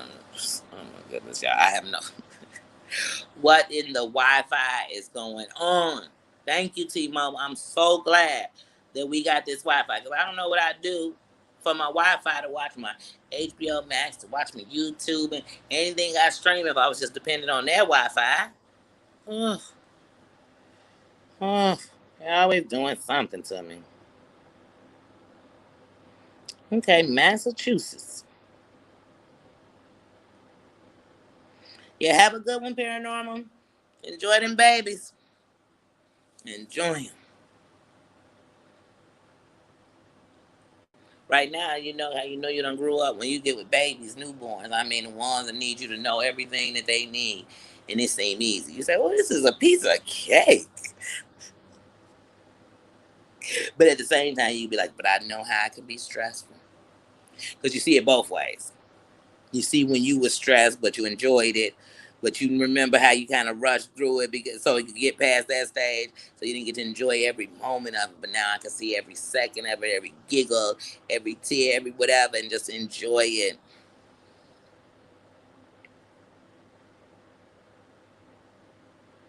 I like the Cape Islands. Wait, what? Not far from. Okay. Oh, okay. You're still talking about. Okay. Sorry, guys. My bad. You still talking about your brother and where that? Okay. But yeah, guys, like I said, I came on this morning. I've been on here now for, oh wow, almost 3 hours. Wow, time flies when you're having fun. Time flies. But like I said, I definitely I probably, even when we talk about the shower, I mean the shower, the doing the pajama party or anything like that. I know something like that'll probably be for me the first one in like November, and I'm gonna decide where I'm gonna do it at. But I'm definitely, as soon as I get into a place, the moving around with me starts. First place I'm hitting is Texas. First is Texas. Then I'm out September. I know I'll be in Georgia, which means that probably in that time running time, I'm definitely gonna do Tennessee. It's a few people I want to see in Tennessee. I'm definitely planning to do that. Uh, where else? Definitely, I'm trying to see. I don't know for a fact, but I may be in Florida in June, at the end of June. But I don't know because when the trip is coming up so close that it's kind of hard for me to even think about it because right now I still haven't got a place, and just like me traveling and not have a place is not what I want to do. Period. Period. But once one thing starts, it opens the doors for everything. 'Cause I know that I definitely like Chef Finest Wine. I definitely want to get out with him. We're in the same city. I got mad respect for him, and I have respect for like a lot of the people inside the community, in his community that he's in. Some of the greatest. Oh my goodness, some of the best. I love him, and I just love his energy, his spirit. I need to eat some of his food, just that type of stuff. And I definitely we gotta go skating. We Chicagoans. We gotta go skating together. And so I definitely want to do that. I want to interact with some people. I want to show you some of the great things about my city. I want to definitely get into my own place so I can get into doing some little videos. I got some real little funny videos I want to put together about YouTube. Um, and just stuff like that. So some little sketch comedy I really want to start getting into. I really want to get into how you get these can do the little animation, but it's a process. It's a process, and we will grow together. But right now, before I could do or be in anything, I had to get me together. So that's the stage and the chapter we're in right now, and so that's it. And I'm glad you all come along to enjoy this ride with me, to encourage me on this ride. I hope I'm encouraging you on your ride. And just like I said, I'm just the first link to this chain of change that I'm trying to start. Not that I'm not the only link out here. I'm just the first link to this chain of change I'm trying to do is right here. And it started right here, and this is it. So, guys, I love you. Thank you so much for coming in and respecting each other and respecting me. Happy Sunday. I hope that this day we all got something good out of it so we could start on a happy note with each other, um, loving each other, respecting each other. And to everybody who comes in later, thank you for coming through and watching. Uh, Comment how your day was. Comment some kind of food that you like or you make. It might be a part of your culture or it might be a food you like. Tell me about it. Danny wants to know because Danny wants to try it. Oh, I would love some seafood, but the way my budget is set up right now, that's not going to happen. Oh, that sounds so good. Hey, Cancel John Yates. You know what? You're having that turkey drive, and I really, especially since we have time, that's really something I want to be a part of. And I definitely will help get turkeys, even if they get them donated directly to you, because I'm really with the give back. And if we can feed each other and we can help to feed someone and help somebody put a dinner on their table when if you don't have that dinner, you feel like, am I really celebrating? The holiday. Should I be thankful? You should be thankful if you had a cracker to put in your mouth on that day, to tell you the truth, because somebody didn't have that much. But yeah, so any of these great things that we are doing, we should definitely spread the word and spread the love and spread, spread that kind of stuff. We spread everything else. Bad news spreads fast. So let's start spreading the good word. Let's start spreading some good news. Let's start spreading some laughter. Let's start spreading some joy. And so, like I said, it's gonna be some BS everywhere you turn. But if you got a place that you can go and laugh, go there and laugh. If you got a place that you can go and be in peace and not worry or think or talk about the other stuff, go there. Enjoy that. Enjoy that moment. Thank you, though. Like I said, everybody for coming through. I can't believe I've been on here for 3 hours. Well, about 5 minutes short of 3 hours, but we round up around here. But I'm gonna go ahead. I guess it's time to get something to eat. Or eat something. I should say, not even go get something to eat, but just eat something before that coffee wears off of me. And like I said, today is early. I definitely planned on doing an afternoon live, but this morning it was just pulling me to come in here and have a convo with you all and chill out and basically start my day with you. So I did that, and I thank you. Thank you for listening. Thank you for loving me for me, because I sure love you for you. Flaws and all. That's it. That's it. I'm not worried about what somebody else say about you. I'm not worried about what somebody else think about you. I have my own free mind. I feel the way I feel. And that's it. So, talk to you later. I'm out of here. Bye, everybody. What you saying, Cancer Yay?